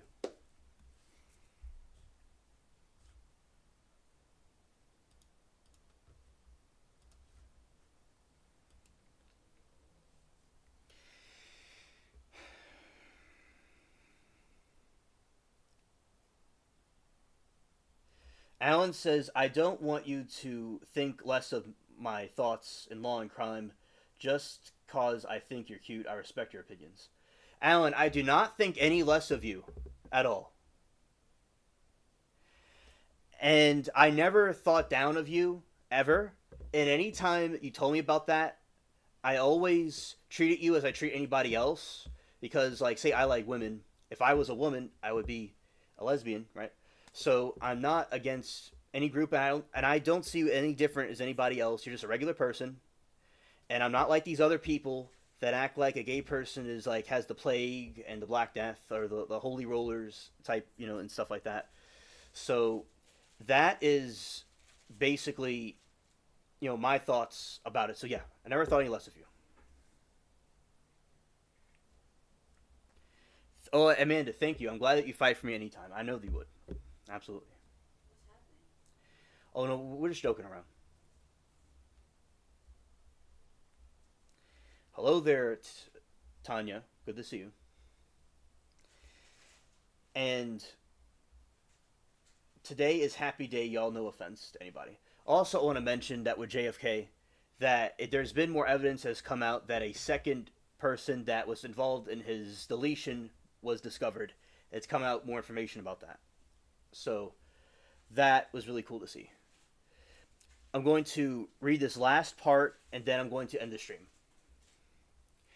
With unpopular co-workers receiving ultra obligatory chogorai choco. Keep chocolate is the contrast with hanamai choco lit true feeling chocolate. Chocolate given to a loved one. Friends, especially girls, may exchange chocolate referred to as tomo choco from tomo meaning friend. In the 1980s, the Japanese National Confectionery Industry Association launched a successful campaign to March 14, a reply day, which means that expected to return favor to those who gave them chocolates on Valentine's Day, calling the white day for the color chocolates being offered. A previous failed attempt to popularize the celebration had been done by a marshmallow manufacturer who wanted men to return marshmallows to women. In Japan, romantic date night associated with Valentine's Day celebrated in Christmas Eve.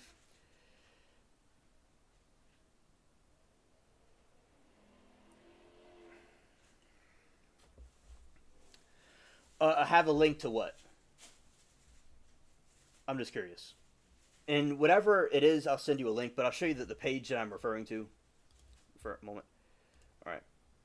Yeah, so this is the page I'm referring to. And yeah, that's it right there.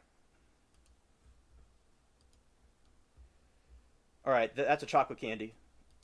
Yeah, so that, you know, and also in China, there is a goddess that came to a humble cow worker, and on in December they have their own another Valentine's Day at that time.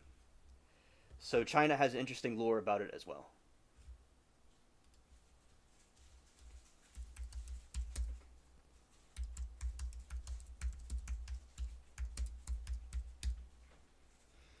A celebration of romantic love and the festival often describe the traditional equivalent of Valentine's Day. The festival is derived from Chinese mythology. People celebrate the romantic legend of two lovers, Xinyu and Nigyang, who were the weaver girl and the cowherd, respectively. and one of them was a goddess. She was a goddess. A chocolate butt.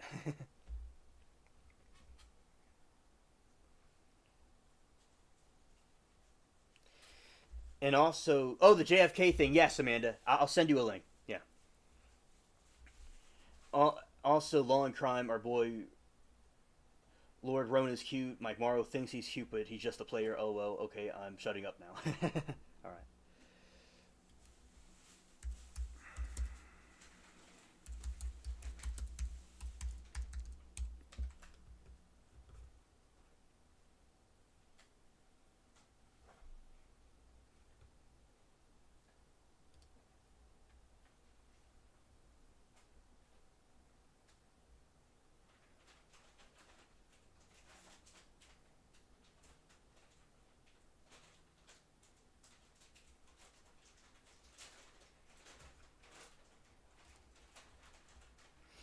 You're welcome, Amanda. So yeah, they were saying that there is two of them.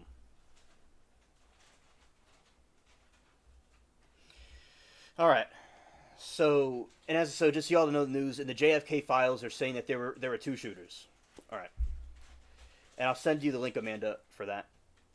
And while new things are coming out, also there's a board of people that are going to be studying Martin Luther King Jr., the UFO files, the UAPs, and also that has to do with these, different conspiracy theories and stuff. So that's good. All right. All right. So now I've reached a point where we'll be ending the stream. And also, I want to thank all of you for being here, and we had an amazing Valentine's Day stream. I really appreciate all of you here.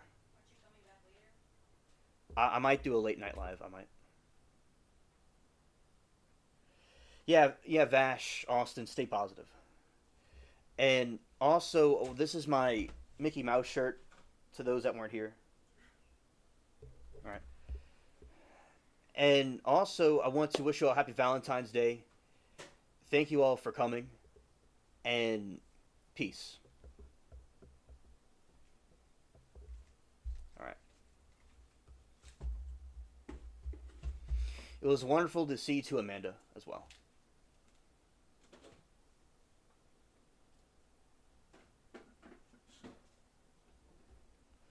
Alrighty.